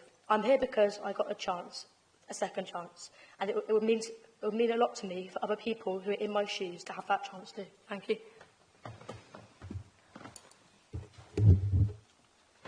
Thank you. Bath Rugby is more than a rugby club. It is part of the beating heart of our city, central to our economy and part of our identity. I'm here as the CEO of Bath Business Improvement District, which is a partnership of 650 businesses in the city centre. The numbers from our footfall counters tell their own story.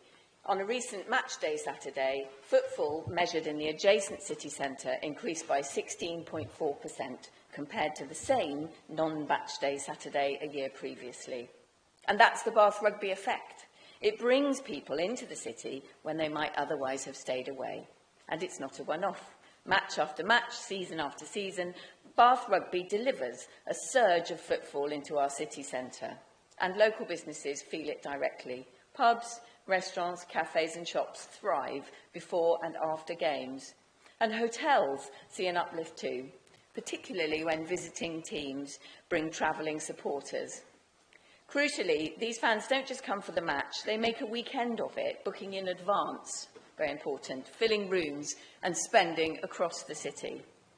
And just to remind you, overnight visitors typically spend more than twice as much as day visitors, which creates a ripple effect far beyond the Rec, supporting jobs, sustaining businesses and strengthening Bath's position as a destination with diverse appeal. But the impact of Bath Rugby cannot be measured in footfall and spending alone. On match days, you can feel the pride, the energy and the sense of community that the club inspires. The winners' celebration this year was proof of that. The joy, the togetherness, the pride of place, which are the gold dust of place management, difficult to measure, but so important to the city's success. A new stadium at the Rec is not just about the pitch and the seats. It's about ensuring that this positive force for our economy, for our businesses and for our city's spirit continues to grow and thrive for decades to come. On Sunday the 15th of June, after our historic treble-ceiling Premiership win at Twickenham, we returned home to an extraordinary outpouring of pride and celebration. Tens of thousands of people lined the streets. This was not about rugby. This was about hearts lifted, a community united, a city inspired. The DNA of the club and the city are bound together, and the opportunity with this development is to embed economic, social and community value in the heart of Bath for generations to come.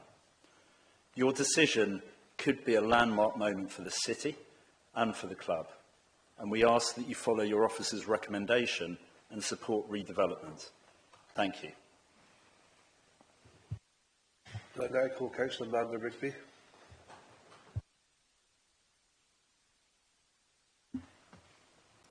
Thank you, Chair. And firstly, can I also thank the vast majority of the committee who did a site visit in some fairly damp conditions in order to see many of the viewing points and areas of contention themselves. I'm going to split my speech into three parts: local amenity, heritage and viability. I think it's really obvious that the very hyper local amenity will be damaged by these proposals, and the question in this section, as posed and answered by the officer, is if the benefit of the stadium outweighs those negatives. And I think everyone would agree that the immediately adjoining property will be very impacted in terms of having a blank wall 7 metres away with associated loss of light and encroachment on a protected tree. Moving slightly further out from the proposed stadium, I am actually very disappointed in the lack of a proper transport plan or an enforceable noise monitoring condition to protect the local community from the impacts that many more events will have on their residential amenity. Although for the first the claim is made that this will be sorted before events start, and for the latter that licensing can take care of it, I think this planning committee needs to accept that, like stadia up and down the country, it is their responsibility to put in planning conditions that help mitigate any damage. This can be done adequately by the conditions suggested by the professional planners, but unfortunately not taken up in the document that you have in front of you, but I do believe you've all got a copy of them. And most reasonable people would not find anything to argue within them, though they may limit slightly some of the more rampant commercialisation that is being proposed. Heritage is a fragile yet precious thing. There are many Grade 1 listed buildings surrounding the Rec, and comments on the suitability of the design appear largely to have gone, in many cases, unremarked on. But heritage is people as well as place, and Bath prides itself on being a safe city and one where the many architecturally significant buildings are kept in good order by private citizens. Both of these things require people to live in the city centre and the surrounds of the Rec. If you, as a planning committee, allow untrammelled commercialisation without the adequate conditions, then don't be surprised when people vote with their feet and leave, allowing a proliferation of holiday lets and Airbnbs changing the nature of the conservation area completely and not for the better. What you have in front of you in terms of suggested conditions and SIL agreements is weak in this regard. And were you to be minded to say to the Secretary of State you would be looking to approve, when whoever is Secretary of State at that particular time looking at this application, can you send them strengthened conditions to fully reflect the needs of all and not just the applicant? And finally, this brings me to my final concern, viability. No one can fail to be moved by some of the speeches that we've heard behind us, and the value that the Foundation does is very well regarded, I know, throughout the city. In fact, has won national awards. And it is amazing to hear of a specific instance when it has turned someone's life around. However, that is not a planning material consideration on the specific proposal you have in front of you. We all know, I think, how precarious the rugby industry is in terms of finances. Were Bath Rugby to run out of teams to play or competitions to enter, the stadium would presumably revert to even more commercial usage. Throughout everything that you've heard from the proposals and the applicants, I think you would think that Bath Rugby were the people making this application. That is not the case. It is not a Bath Rugby application. And I believe that if that name had not been associated, it would have got short shrift. You can absolutely be a Bath Rugby fan. You can absolutely turn out and celebrate their incredible season last season, but still have concerns about the specific proposal that you have in front of you, the size, the scale, the massing and the overdevelopment. And there's the rub, really. I think what you have in front of you is a very large, potentially inappropriate development in the heart of a World Heritage City, whose sole justification is that it provides a new home for rugby. That may not be what it gets used for at all, and certainly not exclusively. I appreciate that you may well wish to approve this application, but I beg of you to look at the input from PERA and accept those conditions as being right for the community in order to balance the needs for a new home for rugby whilst conserving the local area. 5 minutes on the dot. Yes, that's good. Thank you, Councillor Rigby. We are now on to members' questions for officers. At the conclusion of members' questions for officers, we will take a 30-minute lunch break. Anybody want to speak first? Councillor Hughes. Thank you. I'm just firstly looking for some clarification, if I may. We heard from various speakers, certainly Mr Osgood and Mr Burden, they both referred to the agreement from 1956 and charity arrangements. So could we have some clarification on this matter, on the land ownership and the charity arrangements and any covenants, and advise if any of these are material considerations for today?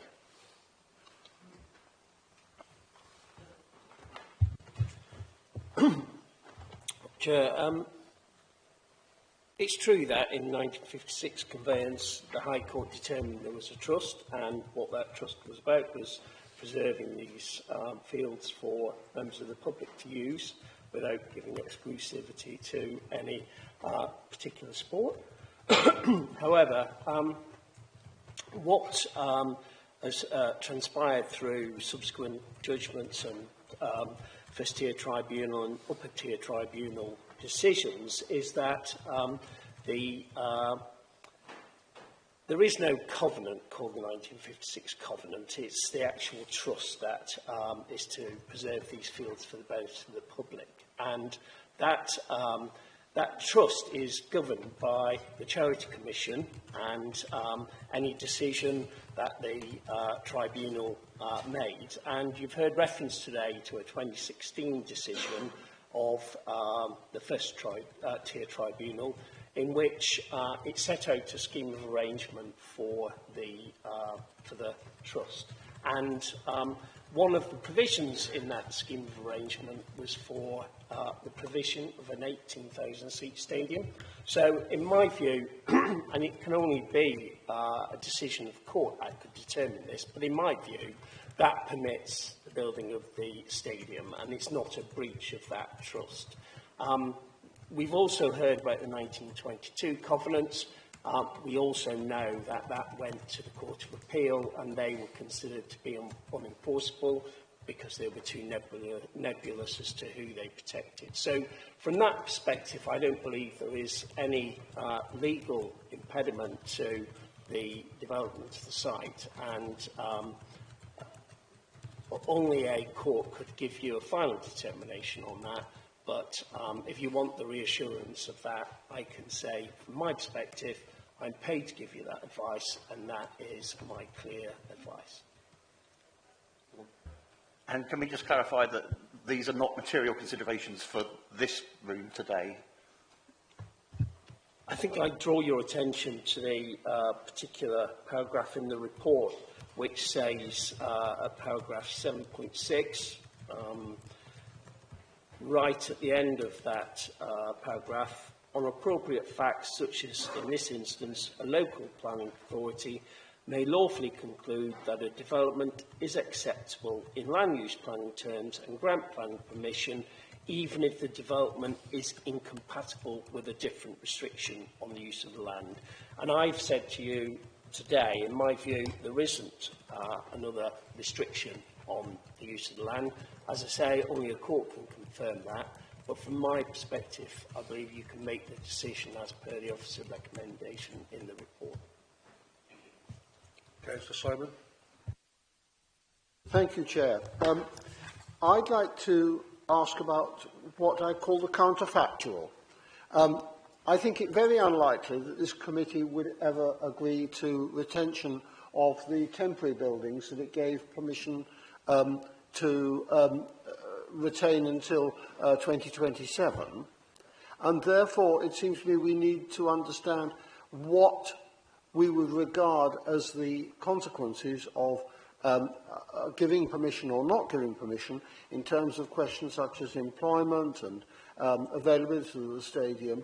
So I'd be grateful for guidance from the planning officer about about what we should regard as the implications of a refusal.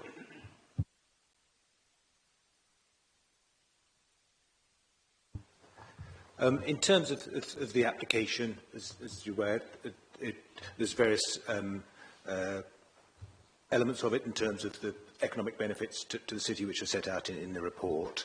In terms of the current permissions relating to the site, as you say, they expire in May 2027, and if no application was made or no permission granted for the retention of the temporary stands, then, in my view, Bath Rugby would not be able to operate because, in terms of Premiership Rugby, they require a minimum capacity of at least 10,000 spectators, and so if the stands weren't there, then I presume they would have to find alternative premises. Councillor Gawley? Sorry. One minor point, the changing places toilet that's in the community use, I think it doesn't have fixed hours fixed in Section 106 yet. Is there an agreement about how long this will be open for? Because a changing places toilet is a valuable community asset, and I would want it to be open for substantial hours. On that, I will have to look at the community use agreement in terms of the hours. There's more detail provided that in terms of when the premises are open, but I will have to look at the document to answer that question. Okay. I'll deal with that in my speech. My final question is, have you analysed the conditions recommended by PERA's consultant, and are the traffic management in particular conditions at all covered by the Section 106 about traffic management, or do they go beyond those conditions? What's your assessment of the various conditions put forward? Yeah, from the highway point of view, we've reviewed it as well. In terms of what the PERA are suggesting, some of it will be captured within the travel plans, which will be secured by condition anyway. But it's also worth remembering that planning permission only goes so far, and there will be a whole host of other hoops and legislation that any event being held at the stadium would have to meet. So issues like traffic management, parking, security for pedestrians, that would all be assessed as part of that legislation as well, and at that appropriate time, once you know the detail of the event that's being hosted. So from that point of view, we think that the conditions that are recommended can cover part of it, but also other legislation can cover the remaining section of that as well. Councillor Gawley. I have a couple of questions. I think going to what you were talking about in terms of traffic management, there was a swept path analysis for a 100-ton crane.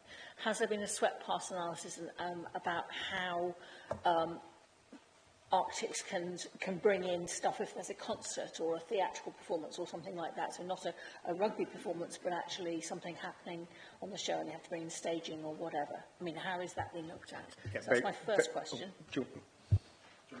Yeah, go for that. A very quick answer. Yes, swept path analysis has been undertaken for all types of vehicles that are expected to access the stadium, and that's been reviewed. Okay, so second question, I think this is back to Gwilym. Obviously, the roof is going to be very much in evidence from the surrounding area, so I'm just wondering what the material and the colours of the roof are, because I think you're quite clear about what the materials were around the side, but the roof, which is obviously large, is something that I think we're going to have to be concerned about. Just to start off with, in terms of the materials of the roof, it is proposed that there is a proposed planning condition relating to submission of materials and samples for the roof. It's shown as a grey metal with plus the photovoltaic cells panels on it, and there's a particular condition relating to those as well. So it's described in general terms in the application, but we would expect there to be further details provided for that. Councillor Jackson.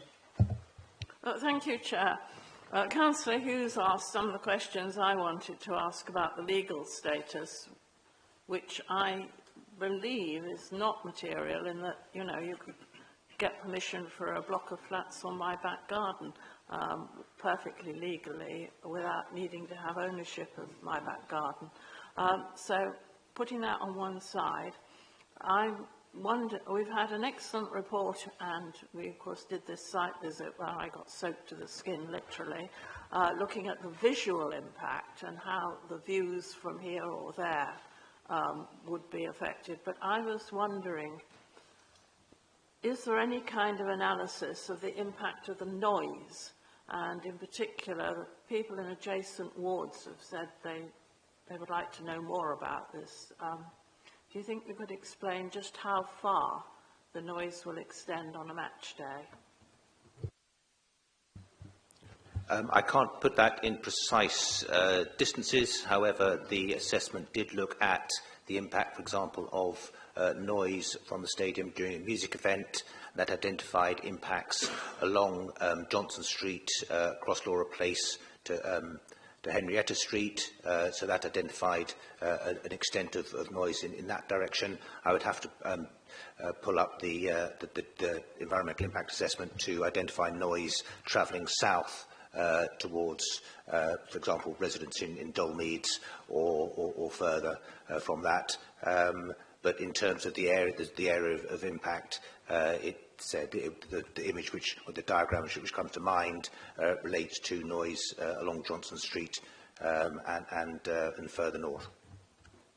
See, I was thinking about the planning application we refused for the 2 paddle tennis courts that came in, because that was going to be very noisy and very erratic. And I'm just wondering if there's a similar sort of erratic effect, disturbing people on the hillsides. I think in terms of the noise, if you'd like to get more details, I can pull it up, but I think it's worth bearing in mind that the number of events where significant noise levels may arise. There are music events, but in terms of capacity, that's significantly lower than 18,000, that's a 10,000 limit. but there will be other activities where there may be noise taking place, but the capacity is, in terms of spectators and attendance, will be significantly lower. So I think probably the noisy events will be with events like a music event, and that has been looked at by the Environment Protection Team, and they have not proposed any further conditions than are recommended in the report. Can I ask a different question, which I did intimate yesterday? When you cross from the back of the Guildhall past the hotel and then onto the pavement above the Paradise Gardens, you take your life in your hands. Is anything going to be done to protect people exiting the ground in the other direction, as it were? I mean, from above the gardens, below the gardens, round from North Road, moving towards the shops. The short answer is there's no specific mitigation proposed as part of the plan application. If there's a need for extra traffic management in that area as part of any, as the stadium is constructed and the test events are held, then that would have to be reviewed as part of that exercise. But there's nothing in the planning application itself. Councillor Leach. Thank you, Chair. I have a couple of questions which relate to the use of the stadium. The first one is that there are references in the report to the lifetime of the development. Do we have an estimate of how long that's expected to be in years? And then secondly, is it clear what constitutes an event? You know, is it a sort of 10-day music festival, one event?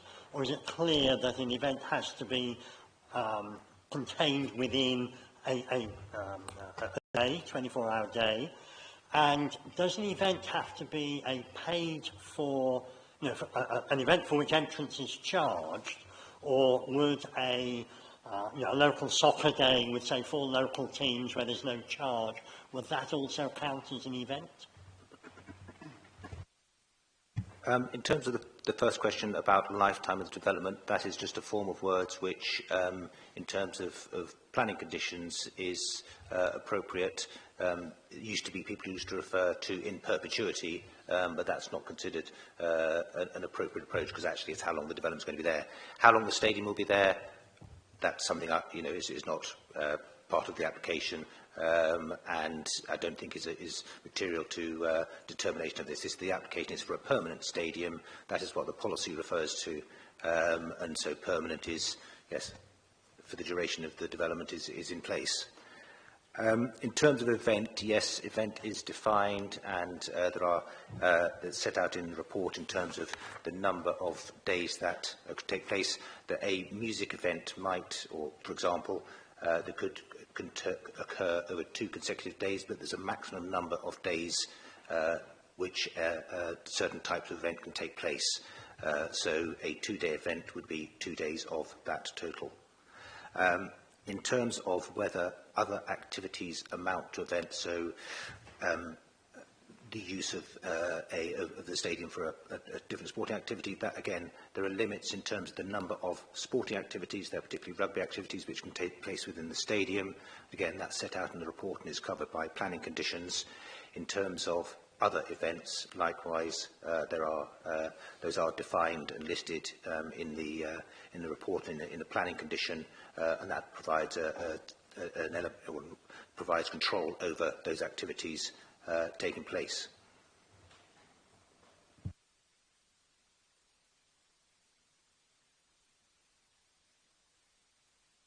Thank you, Chair. I think there's no getting away from the fact that this application is one of the most significant applications that the council has had to determine in about 20 years in Southgate. But obviously it's a very significant scheme, and there's a lot of detail that's had to been covered. But some details may seem insignificant, but I think they do affect individuals, and one of the objectors has already raised the issue about trees. So can I just ask about the trees that are going to be lost? I know there's been quite a lot of concern about the Copper Beech, so would you be kind enough to give us an explanation as to specifically how that's going to be protected when the North Stand, if the North Stand is built?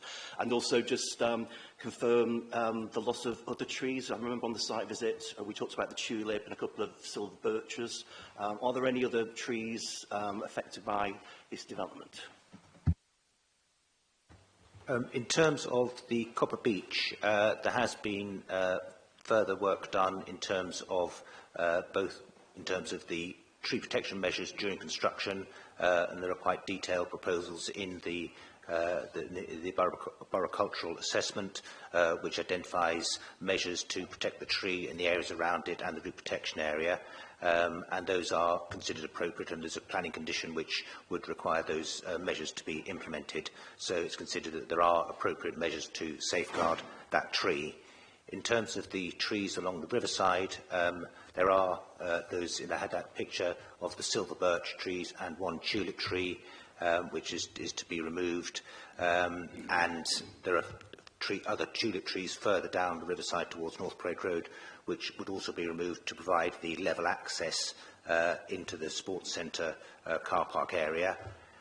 There's one grade A tree which is a silver birch, which is where the new lift access would be provided from the North Parade Road pedestrian bridge, and that would be also be removed. The council's planning supplementary planning guidance in respect of planning obligations requires that where trees are removed, they are replaced, and there is a calculation based on the number of trees lost and how many to be provided, and that's in the committee report. And that could either be through reprovision on site or a financial payment to the council for providing trees in another location. There were those two trees by the northwest entrance on the riverside, which are currently kind of stumps at about 8 foot height, and that is within, so that's within the council's land on that part of the riverside, and the proposal currently does not replace those. There would need to be replacement of those trees either in situ or in another location on council land. Councillor McPhee. I'm okay. My question was on noise. Councillor Hughes. Thank you. So I have a question regarding the construction plan. So my understanding is this is a phased construction over a 3-year period. So there will be some construction and then a rugby season, some construction another season, etc.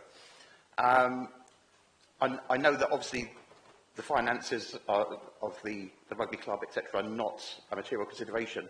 But in terms of viability, what guarantees or conditions do we have in place to ensure that it reaches its conclusion? So if after the first year or second year there are difficulties, do we have a plan or condition to consider to make sure we don't end up with half a stadium? Two things there. In terms of the construction sequence and programme, the proposal is that there is construction throughout the year, including during the playing season. So it's not just dealt with in the off-season between May and September. There would be construction of the stands throughout. And what would happen is that those parts of the stands which are under construction would be fenced off for matches if part of the stand was complete. But there would be a continuous construction programme throughout the period. In terms of ensuring completion, if planning permission is granted, there's no mechanism in order to say that it has to be completed within a set period of time. However, in this case, they have set out a clear programme which is 3 years of construction, and therefore as a planning condition proposed, which would say actually you could keep the east stand, so that's the temporary stand, that can stand in situ for a maximum of 4 years post commencement, but at that point that stand would have to be removed, and therefore that is to provide an incentive to complete the development rather than just leaving things uncontrolled. But in terms of actually completion, there are completion agreements. You could have a completion requirement, but that's not something which is actually particularly affected through the planning system. So I think the way this has been approached in terms of requiring them to carry out the construction as they have proposed with that condition is the appropriate mechanism for delivering a complete stadium. Can I ask a second question? It's a non-related question. Can I ask? Please do so. Okay. So there's been some discussion over the policy SB2, and there's been mentioned specifically about the use of the phrase sporting, culture and leisure in this. So I'm just wondering, are we applying that policy purely to the stadium, or are we looking at the wider area? I mean, I'm aware that obviously you've got the rest of the rec there, which is used for various events and sporting activities. There's also a leisure centre on the site. There's also, I believe, there's a bowls green, there's a swimming pool. So there's a lot of sporting and cultural activities within this area. So SB2, how does that apply? SB2 relates specifically to the provision of a sporting, leisure, cultural stadium, and therefore that is what is being proposed in this application. Obviously, there are, within the wider recreation ground area, there are other activities, leisure, cultural activities, sporting activities which take place, but the way the policy is framed, it relates to a stadium, and that is what is being proposed in this application. Councillor Leach. Thank you, Chair. I have 4 questions that relate to flooding, and if I may, I'll ask them one at a time. The first one is, the flood water storage capacity of the REC is estimated to be about 150,000 cubic metres at present. If the pitch is raised, that capacity goes down. Does the proposal to lower an area to the northeast of the REC fully compensate for that, or only partially? The proposals for various works within the recreation ground, within the red line boundary, will provide compensatory flood storage for the area which has been lost through the raising of the pitch. That's full compensation? Yes. Yes, thank you. Second question. The applicant has suggested performing updated flood risk modelling before commencement. But there's a line in the report that says, and I quote, subject to the cost and complexity of any changes or additional on-site works being reasonable, these would be implemented as part of the measures. So what would happen if the modelling confirmed the increased flood risk, but the cost of the measures needed to mitigate that were considered by the applicant not to be reasonable? That wording was discussed with the Environment Agency, and they were satisfied with that approach. In terms of the scope of the works, the reason for the updated modelling is, as I mentioned in the presentation, modelling is is a dynamic thing, and there's this tolerance levels. The application, if it was granted planning permission, there would then need to be detailed construction drawings prepared and refinement of the construction methodology, and that would be the time to reassess whether, with the details available at that stage, whether there was a need for additional flood compensation. It might not be required at all, and that the detailed design maintains things as they are in terms of the current proposals and the modelling. In terms of the scope of the works, it would involve, that might involve, if it was required, some further lowering of areas within the recreation ground, which won't involve significant costs, in my view, and they could be accommodated. Thank you. The third question, the Environment Agency has withdrawn its objection on the condition that improvements it requested are made and appropriate planning conditions applied. Have those improvements been made, and are all the conditions requested applied? In terms of the conditions, they have been applied. There was one relating to construction management, which they proposed. There is a construction management plan condition, which has a slightly different form of words, but achieves the same effect for the purposes of the Environment Agency's interests in that matter. In terms, the improvements, the first part of the question. they wanted improvements made and appropriate planning conditions applied. In terms of the improvements, that just relates to the scope of the works in terms of the flood alleviation measures, rather than requiring anything over and above what is set out in the flood risk assessment. Okay, thank you.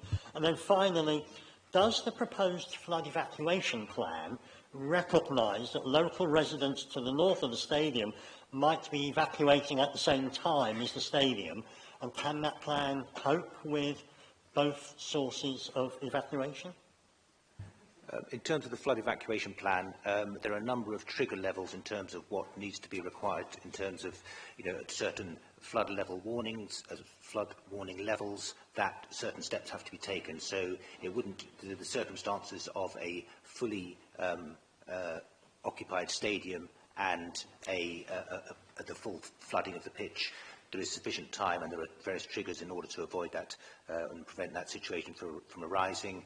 And the flood evacuation directions are out to William Street and out through onto North Parade Road, and so there's a spread of direction which people would move. So in terms of the specific question about whether it's looked at the number of the people leaving Great Parnley Street, I'd have to go into to look at that in detail, but in my view there are alternative routes available for people to escape, and also the flood evacuation plan has been looked at in terms of triggers for certain types of actions. So that the kind of the worst case scenario is extremely unlikely to occur. Thank you. Councillor Goring. I was going to ask about flooding, but I think we've had enough questions on that. So I'm going to ask about the outfield. You told us that currently it's being used for Bath football, or some football, mini rugby, some school use, some junior cricket. And you showed us a picture of what the Bath mini rugby pitches that could continue to be used on that space. What other things will be used in the times of the year when there isn't Bath minis? What will it be used for, and what cannot it be used for because the space is going to be limited? Yes, there is the reduction of areas about half a hectare in total from the extension of the stand, and the range of uses which have taken place on the outfield in terms of schools using it, or junior cricket. There's just looking at the list here, in terms of Bike Bath use it, apparently, in terms of for activities. I don't think there would be those uses would be prevented from using the rest of the outfield. Councillor Leach. Thank you, Chair. I have a question relating to the hybrid pitch that's there, and the substantial amount of plastic is going to be used to anchor the pitch. The lifetime typically is sort of 8 to 10 years for a pitch. Though we don't know the lifetime of the stadium, I think we can assume that the stadium will go through multiples of that 8 to 10 years. So the pitch is going to need to be taken up and relaid. And I think the main driver for that will be loss of effectiveness of the plastic, i.e. over 8 to 10 years, the plastic used for the anchors will deteriorate. Is there anything that stops that deterioration, that plastic going into the river and into the wider environment? What will happen to the plastic as the pitch wears? In terms of the plastic, this is the anchors, as you say, it anchors the grass pitch playing surface, and so it's not loose plastic on the top of the pitch or above pitch level, and therefore, in terms of just day-to-day use, there wouldn't be plastic being shredded or lost as a consequence. In terms of removing the pitch every 8 to 10 years, then there is a pitch management plan which has been submitted with the application about the process by which that would happen in terms of removing the plastics, removing the soil, etc. And there is a condition proposed to require adherence to that, or alternative pitch plan if one is submitted. So I think in terms of it getting to the river, in terms of just to say the day-to-day wear and tear, that would appear unlikely, and in terms of replacing the pitch, then there would be measures to contain that within the stadium. Well, I mean, with respect, I don't think that does answer the question. I mean, in terms of day-to-day wear and tear, over a period of 8 to 10 years, there must be significant amount of wear while the pitch is in situ, otherwise it wouldn't need to be relayed. So it's not to do with the removal and relaying, it's to do with the slow degradation of the plastic over that course of 8 to 10 years, and I can't see how that plastic can deteriorate without somehow ending up in the environment. I'm not sure how much further comment I can make on that. In terms of the proposals which are submitted, say, I've been through the pitch management plan, explains how it would be removed or replaced. So the plastic, I just don't have the technical detail in terms of what the plastic rate of deterioration is, but that's it's contained below the pitch level. The pitch is being raised to accommodate that, and therefore the routes by which that plastic would get to the river, it would have to go quite some way. Say you've got the concourse areas which would have to travel through. So I think in terms of then you've got the bund, which don't think of the levels which have changed. So the idea that the risk of it getting into the river, I think, is limited. Councillor Jackson. Well, I haven't dug it very well. I've dug as deeply as I could into the report papers, but I've got two concerns. The first is this site is not very far from where the equine therapy bath was found for treating horses in Roman times, and it's also not that far from where the hoard was found.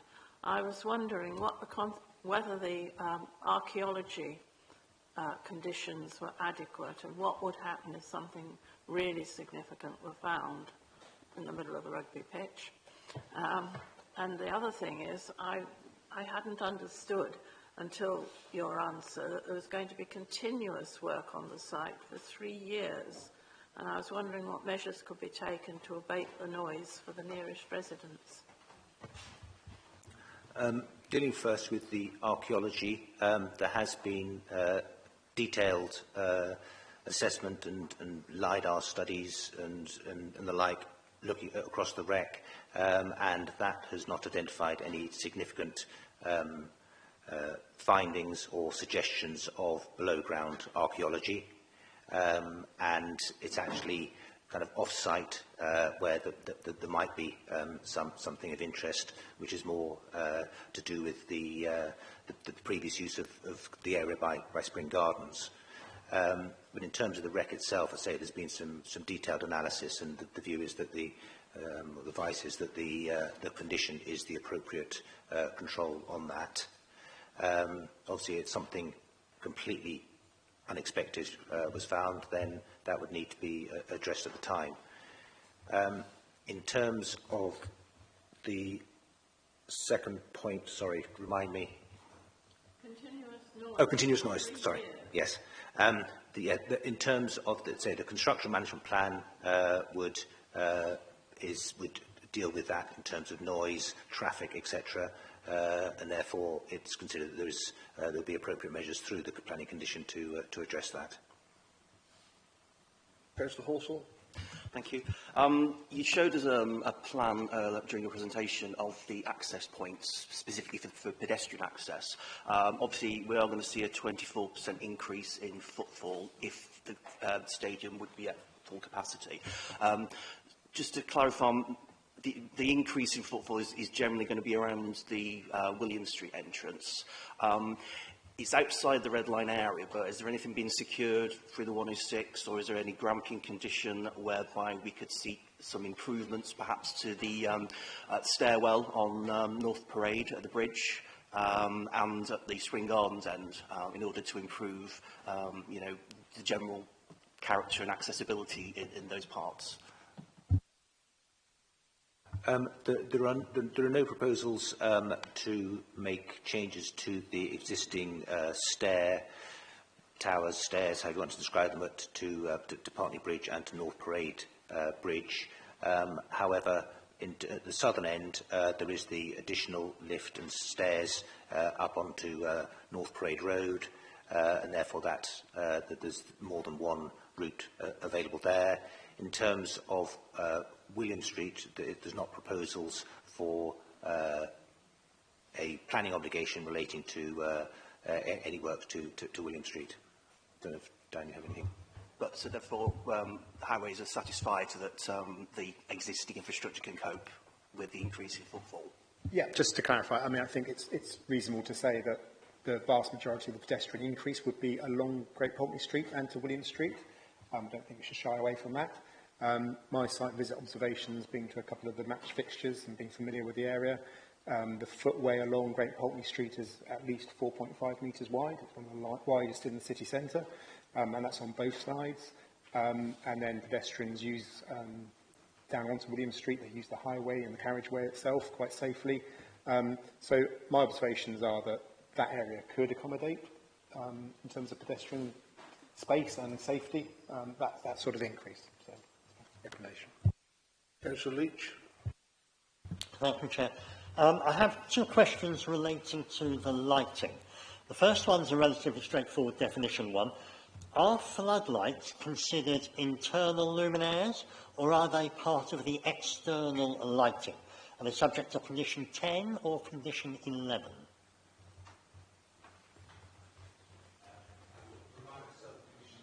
Sorry, thank you.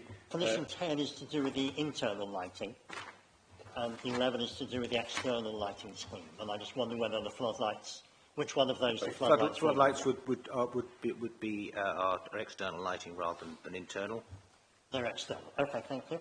And the second one is that for the riverside habitat to be bat-friendly, the illumination level at those parts of the riverside used by the bats needs to be 0.5 lux or less. And as I understand it, Baines has a statutory duty to protect its bat habitats.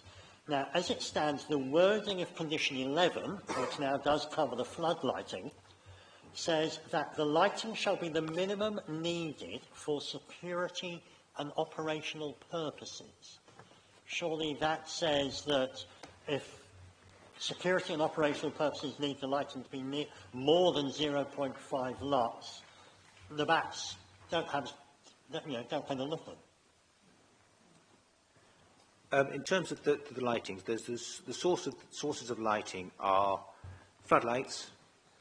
There is any lighting from the west stand, and then there is the lighting from, let's call it street lighting along the riverside. So in terms of the flood lighting, that is occasional use, and the Natural England raised no objection to that being provided. It's an occasional use of the stadium, and the majority of the light is contained and is a significant improvement on the existing situation. In terms of the lighting to the building and light onto the river, then condition 12 relates to lighting compliance, and that is to ensure that the lighting is compliant with the council's policy. And the water space guidance has the kind of zones at which lighting, different lux levels related to distance from the river, and that would need to be achieved. The application currently proposes blackout lights from dawn till dusk, and that is one mechanism. There may be other mechanisms, the detailed specification of the glazing, for example, and that's what that condition deals with. I think that the other third one was in terms of riverside, the kind of lighting. The proposals for the improvements to the riverside path would include lighting, and that would involve, is likely to involve the removal of the existing kind of uncontrolled light spill from the lamps along the riverside at the moment, and provision of more, for want of a better description, bat-friendly lighting. So, for example, lower level and also facing away from the river onto the path. In terms of security lighting, that's a detail which we would need to work through in terms of details in that required and submitted for that to deal with condition 11. Okay, my understanding of the minimum needed for security purposes is that it will certainly exceed 0.5 lux by quite some way. So I think maybe I should phrase the question, when it comes down to a conflict between the needs of security and the needs of the bats, which one would win? Well, I think in terms of security lighting, it wouldn't necessarily need to be on all the time. There would be lighting around the entrances to the building, for example. I don't think that would need to be full glare lighting onto the river. So in terms of coming up with a solution, then there may be very localised areas where there might be some security lighting to come on occasionally in terms of the entrance on kind of non-match day use. On match day, it would be a very different situation where there would be lighting along the riverside, and that would be to do with for pedestrian safety, and that would would exceed the 0.5 lux for the time that the match was operating or taking place. Thank you. Are there any further questions from officers? Councillor Hughes. Sorry, just one more. There's been concern within various statements regarding the effects during and after construction on Johnson Streets. What reassurances do we have that that will be monitored and there'll be mitigation to protect it? There is a document which has been submitted. That is essentially a kind of private property rights rather than something which is controlled through planning. And the applicant has indicated that there would be liaison arrangements with the residents of Johnson Street in the area. And that is set out in a document, I think, and is included in an informative at the end of the planning conditions in terms of having that liaison to make sure there isn't damage to the buildings pre and during construction surveys, etc. And that is something that's an undertaking which the applicant has made. Councillor Leach. Thank you. By the time the development is completed, Martin's Law will be enforced, at least we expect it will be fully enforced. What's being done to ensure that this venue complies with Martin's Law? I mean, what would stop someone driving a light goods vehicle into the crowds as they leave along Great Parker Street? Matters to do with Martin's Law and safety and security are dealt with through the Safety at Sports Ground Act and Martin's Law, and there is a body, SAGE, which is involved in looking at the arrangement. That involves the police, highways, and the applicant or the organiser of an event, and if there are appropriate measures need to be implemented, they will need to carry out that, and in order to get a certificate to operate at the site, but that's not a planning consideration. That would be dealt with by under separate legislation and a different part of the council. Okay, any further questions? As there are no further questions, we're about to adjourn the 30-minute lunch break. We return at 1:15. Can I please remind the committee members, as we're partway through the item, not to discuss the applications until we resume the meeting and not to engage with members of the public. Chair, you said 1:15. Could you make it 1:30? I think 1:15 is... 1:30? Yeah, we'll return at 1:30, okay?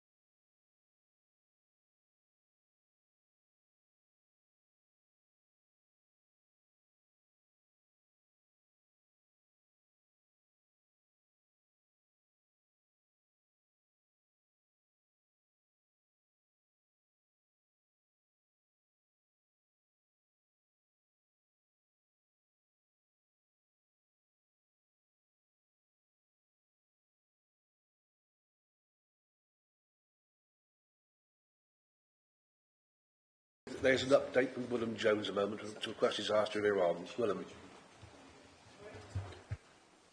Sorry. Thank you, Chair. I just wanted to clarify, there's a question from Councillor Leach regarding conditions 10 and 11 in terms of lighting. I just want to be clear.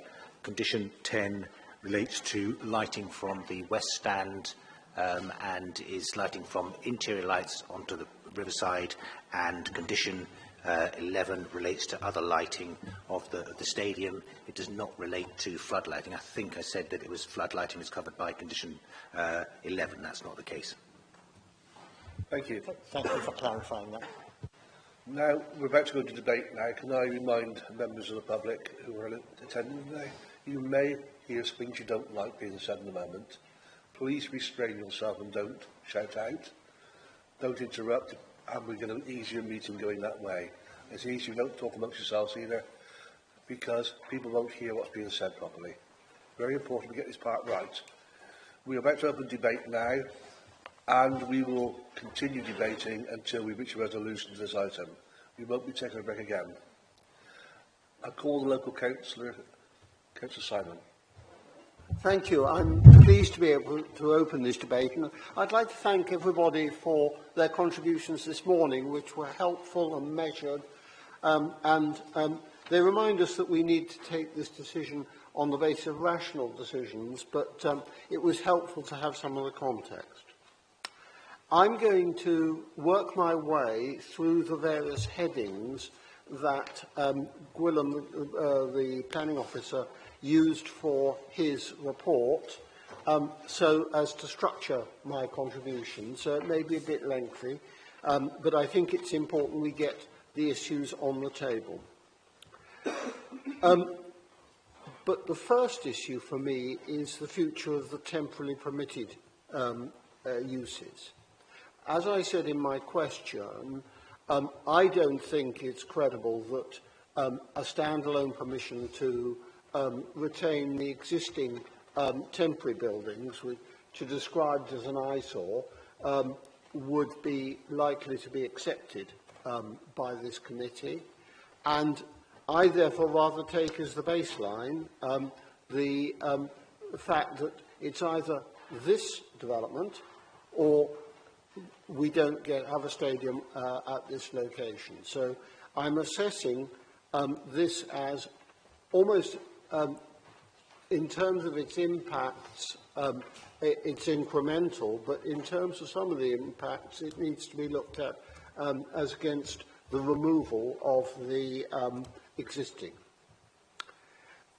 Turning then to unique legal issues and constraints, I'm happy to accept the advice in paragraph 7.6 in the report, which is backed up by what was said by the planning consultant from Turley and by the advice from the monitoring officer, that there are no issues which we need to treat as material to this development, and that in that sense it's a deliverable development. The principle of the development is set out in the plan, and I accept the advice that this is sufficiently compliant with the plan, and therefore the principle is in use. In terms of land use, I think one factor that I want to pick out is that there have been changes over the years in what people do in terms of outdoor recreation. There have been changes in the space demands and in ground maintenance, both the cost of ground maintenance and the skills of ground maintenance. So you may not need, for a given quantity of external recreation other than the stadium, so much space, and that affects the balance of the use of the recreation ground as a whole. But I think that the land use questions are, and the layout and scale are fully discussed in the officer's report, and I'm happy to adopt them. In terms of design, yes, this is a more contemporary design, but it's been evolved with the help of several design review panels. It's shown changes. There have been the developments which give a much more rounded appearance both for the roof and for the edges, the cornered edges. And I think it's a significant improvement in design over the original application. And the design now, I think, gives us a stadium worthy of the central of Bath, and therefore I give design a positive weight in terms of removing the eyesores and giving us a stadium that will show the 21st century in the context of the history of Bath that surrounds it. That leads me on to heritage impacts, and those are very fully discussed, but all our statutory advisors are now content with that, and therefore I can be content. In terms of visual impact, I think the visual impacts by day show that the stadium is more dominant, but it's a lot less shabby, and I think that's a useful development. In terms of the night time, I think, particularly on match days, the much more controlled lights and the pictures we've had will make a positive impact on Bath at night. And subject to anything my colleague John Leach may say about the lighting, I think the conditions that control lighting should be able to manage those issues. Flood risk is obviously important, but it's an area on which we're very dependent on professional advice, and it's been cleared by the Environment Agency, so that moves forward. Ecology and biodiversity, again, professional advice is important. I think it's really important that the Copper Beach is to be protected by a no-dig zone and no digging in the root protection zone, and the clever idea of cantilevering that corner, the northeast corner of the stand, to avoid the need for any piling.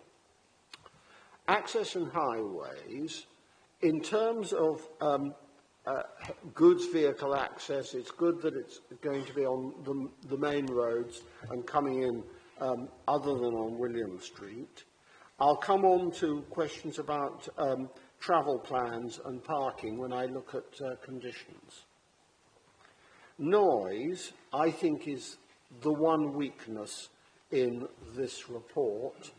I think the noise impacts are likely to have to remain, but they can be controlled by conditions, and I think much more needs to be done about conditions, and I'll come on to that later. In terms of air quality, that's dealt with in the report, and I'm happy with that. The socio-economic analysis really looks at the incremental benefits of this stadium over the existing, but I think actually this is it's important to regard this as preserving the existing economic impact of stadium traffic in Bath, and therefore the baseline is for the socio-economic analysis is really no stadium rather than the existing, though the existing tells us what the impact is. Climate change and energy and sustainability, the officers have gone into that in some detail, and I support that as I do the implementation plan. So in terms of the overall planning balance, I'm largely with the officer, except that I regard the socio-economic aspect as even more important because of the lower baseline. And I see this as the only option to retain rugby in Bath. For me, cities are places for people and activity, and watching professional sport is very much a 21st century activity, and it needs to be provided for in a city which has always provided for leisure activities and has had them at its core. So I see this as a proposal which fits overall with the history of Bath and one which will be good for the city. Turning to conditions, I thought that the submissions by Pera's consultant were very helpful, but I rather suspect that because the planning agreement was only published on the 10th, and he gave us his comments within a few days, he may not have been able to fully take into account the Section 106 agreement. And I think that in looking at these factors, what will be needed is to look at both the Section 106 and the conditions to make sure that the controls that I think this committee will want to see are in place. So, dealing with noise in particular, I'm not satisfied that licensing can provide adequate noise controls. There were a number of events where, on the REC this summer, where licensing conditions were not merely complied with, they weren't even attempted to be complied with. That was about alcohol, but noise as well. The enforcement in the noise area depends upon doing things in advance as well as in arrears.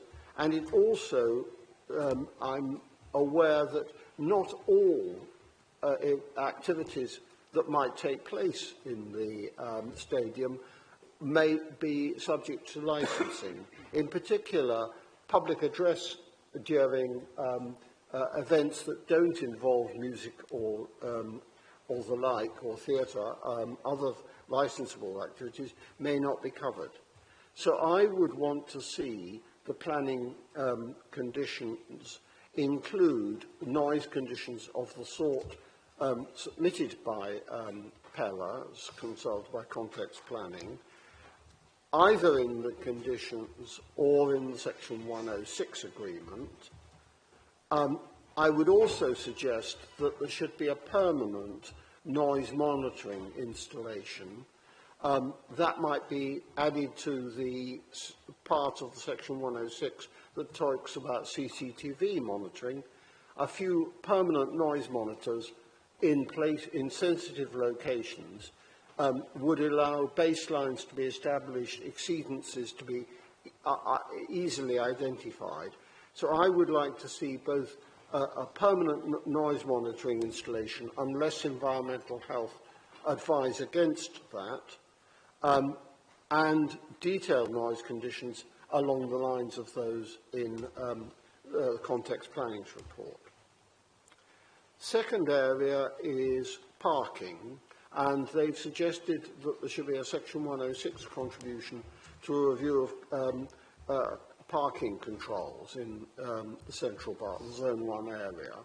And that seems to me eminently sensible, because the hours of operation of the stadium will be later. I mean, they're already, I think, later than probably was contemplated when the CPZ was put in. And I would like to see a review of hours, possibly even match day controls on parking, and that involves cost, and it's an appropriate aspect of a Section 106. Finally, sorry, no, finally, I've got two more. Travel plans.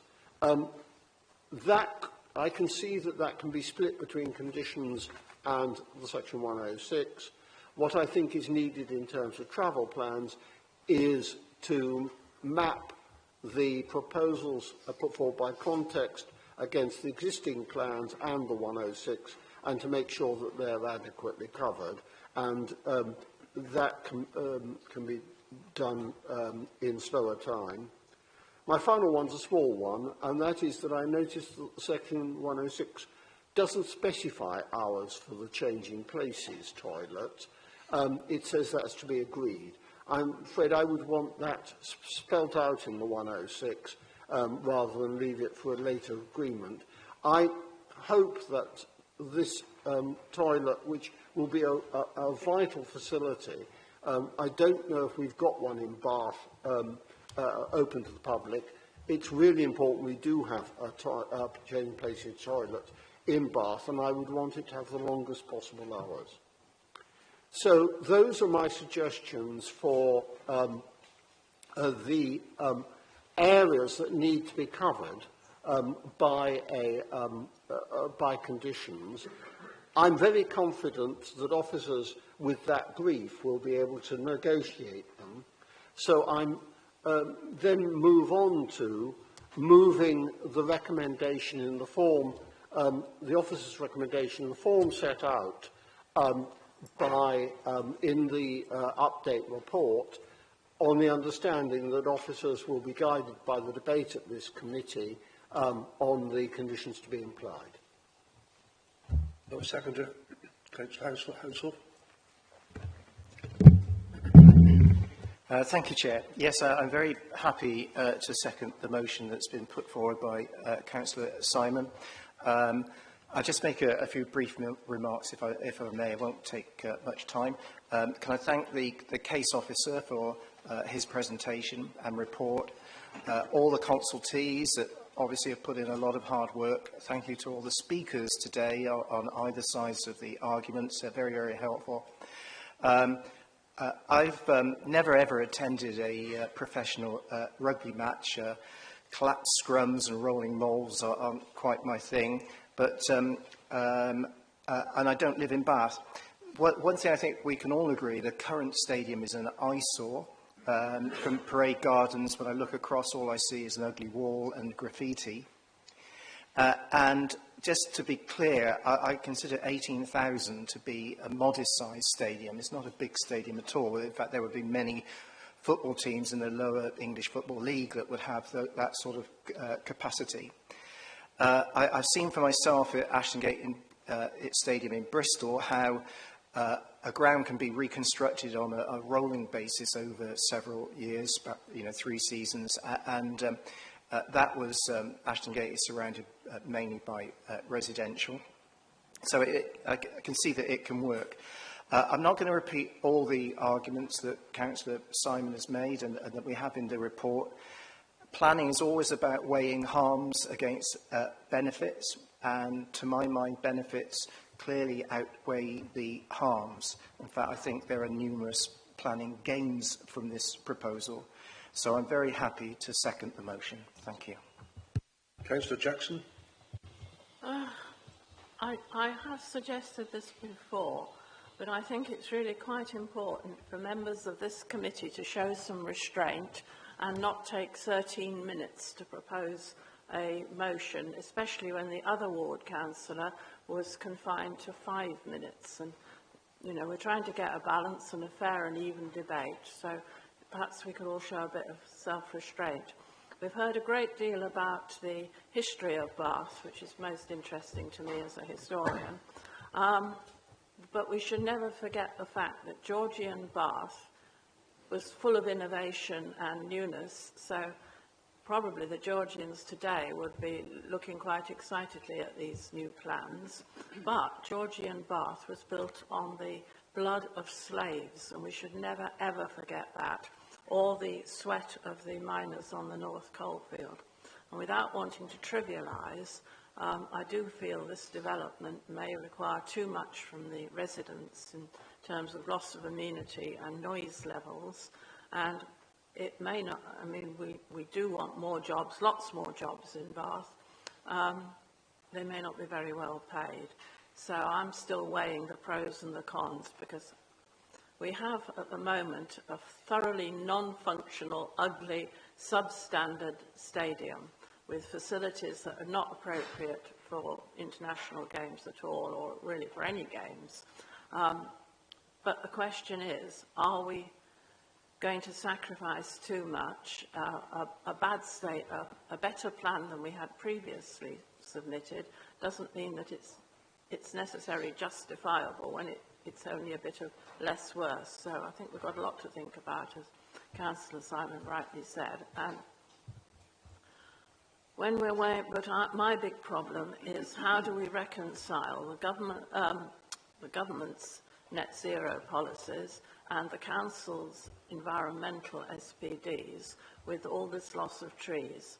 And what I'm really worried about is that having got the kind of terms and conditions and Section 106 which has been suggested and which I'm sure will be brought up to an appropriate level, that the developer doesn't turn around in 18 months into the construction and say, well, it's not viable if we have to pay to replant these trees or whatever it is. So I do hope there will be some stringent conditions about ensuring that we don't get this non-viability argument.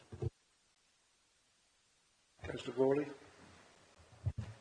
Thank you. I'd like to thank the contributors. I'd like to thank all of the statutory contributors as well, because I think there's been considerable movement on this application over the years.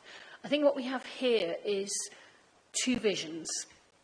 We have the really rather charming vision of the Friends of the Wreck with its Jules Seurat-esque idea of promenading down to the riverside and having a field. I think that's lovely, but we have that across the other side of the river in Parade Gardens.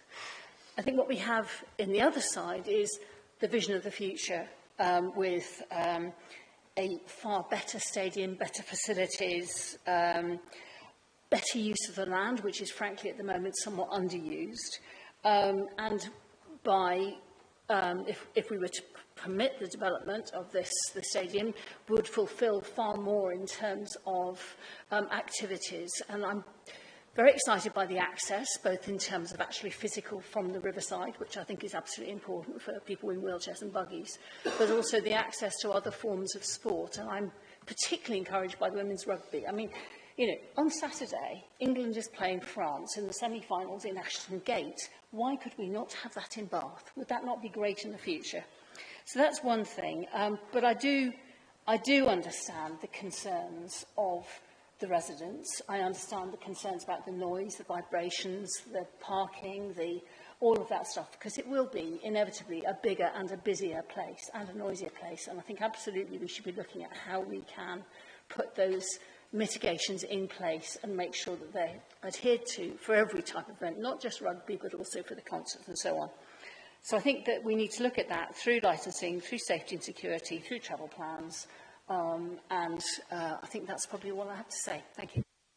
Councillor Hughes. Thank you. So, yeah, I mean, clearly we can't carry on as we are. I mean, the site is unsuitable in its current form and has been for several years. The application does raise certain concerns for me. We saw from the presentation the loss of views. That's obviously quite a concern. The tree loss and the offsetting the BNG, and concerns about the copper tree that overhangs the north stand, and concerns about how the usage will be managed and balanced to minimise the effect on local residents. And I do think that perhaps there could be more non-rugby events to make it a more inclusive use of a stadium. However, looking at the potential benefits of the application, certainly I welcome the design improvements we've seen in the latest revision. The curved roof and the integral lighting were certainly a welcome enhancement to the design. We heard earlier about how the difference between non-match days and match days gives us a 16.4% increase in footfall. And certainly the economic benefits of having more than 300,000 visitors to our city, it certainly will benefits our hotels, restaurants, shops, and even other services like taxis and increases in use of our public transport. And potentially up to 500,000 people when you start looking at the wider uses of the stadium. So that certainly should be welcomed. I also welcome the statement from our young speaker earlier, and the wider benefits of the investment this will provide in our well-being for our children through sport. I did mention earlier that, this section of the city, it has rugby, but it also has a sports centre. The sports centre has a swimming pool. Adjacent to that is a cricket ground. There's a bowls grounds as well. The rec provides all sorts of facilities for young people and events. So collectively, this area is providing a very comprehensive facility for lots of different activities for our residents. So that should be welcomed. With the issue of noise and movements, for the modelling, fortunately, the figures that we're looking at are not hypothetical because we already have a stadium. We are going to see increase in numbers, but we have baselines that we can work on. So hopefully that means that the travel report will actually reflect accurately the use and provide the mitigation we need to manage both the noise issues and the movement of people. I do think that some of the recommendations from PERA were well considered, and some certainly were licensing issues, but I think certainly some of them should be incorporated into any future plans. I'm not sure the mechanism for doing that. But at the end of the day, evolution is always difficult in a city environment, balancing protection with changing needs, but I will be supporting the officer's recommendation. Councillor Leach.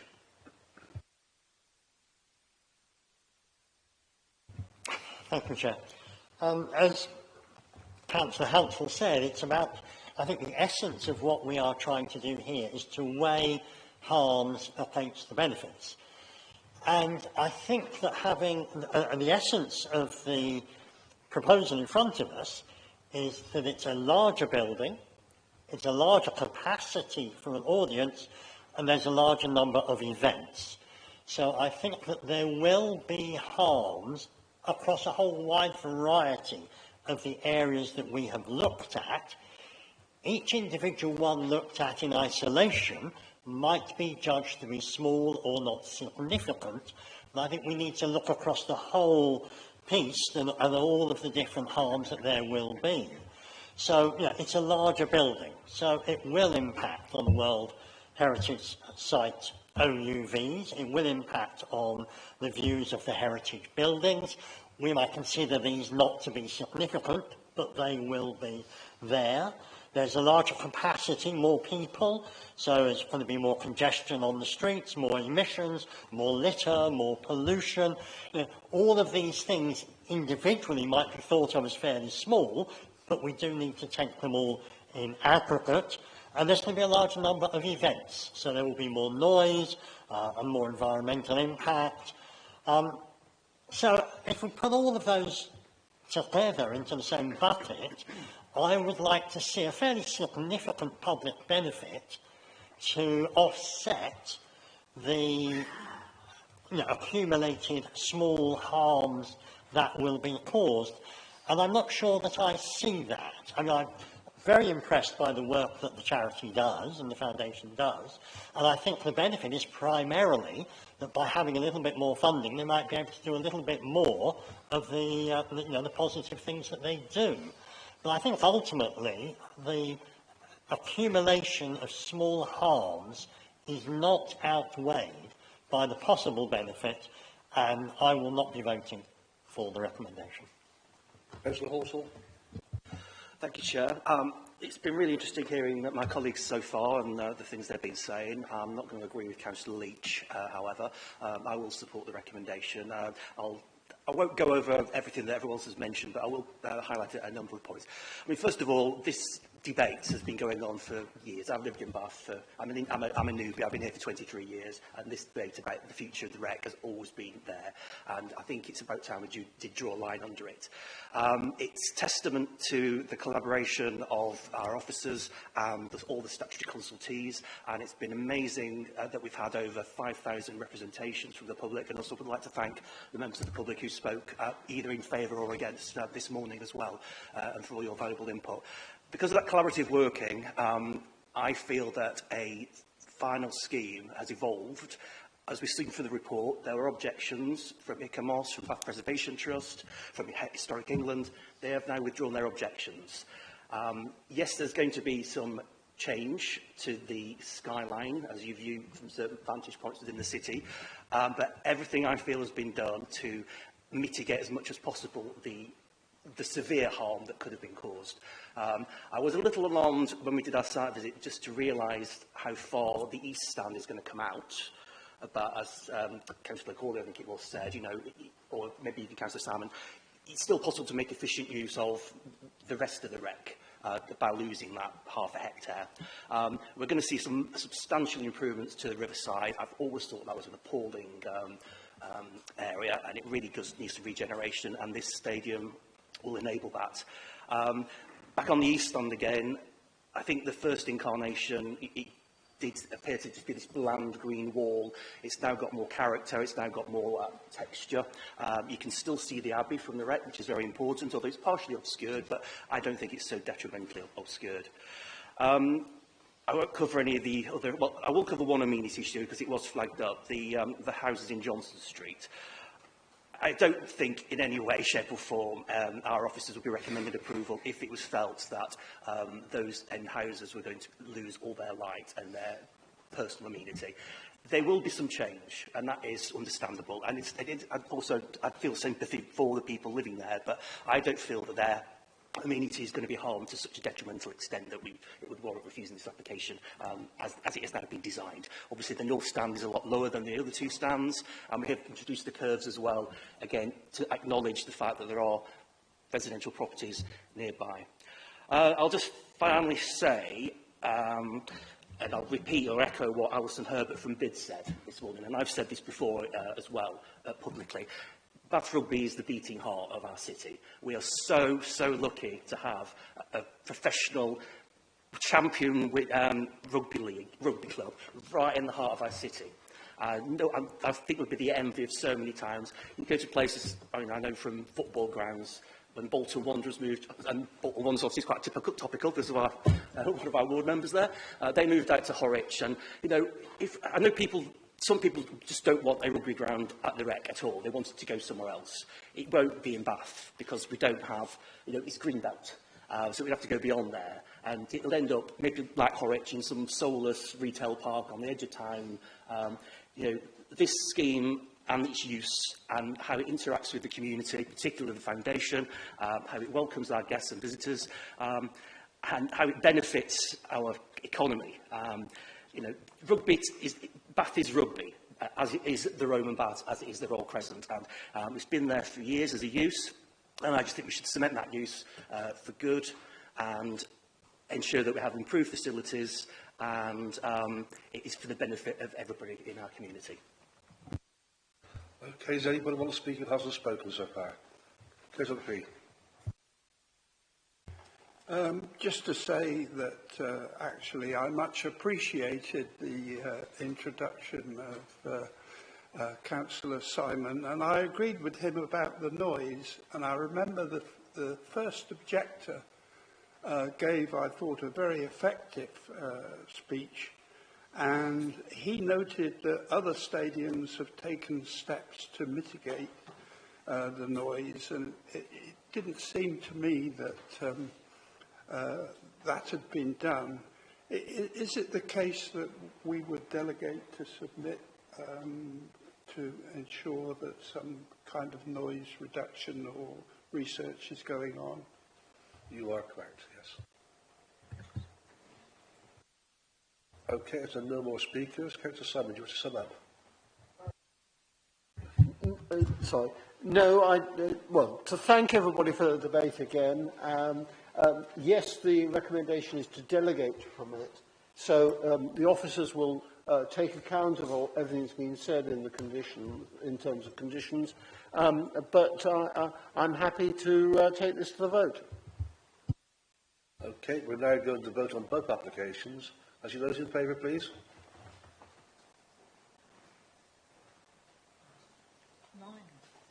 And those against? That is carried. Permission is granted. Can I thank everybody for coming today? No, we're delegating, yes. That's yes. That's right. You are correct, yes. Okay, thank you for correcting me. Councillor Jackson?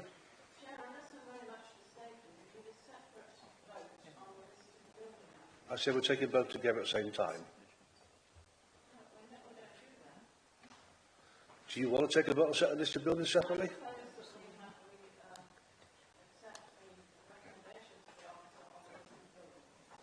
Okay, those in favour, please. Yes, seconded, and yeah, that's carried anyway. Okay, that's covered it. Right, can I thank everybody for coming today? Thank you for all your good behaviour. It's been a pleasure to chair this meeting today.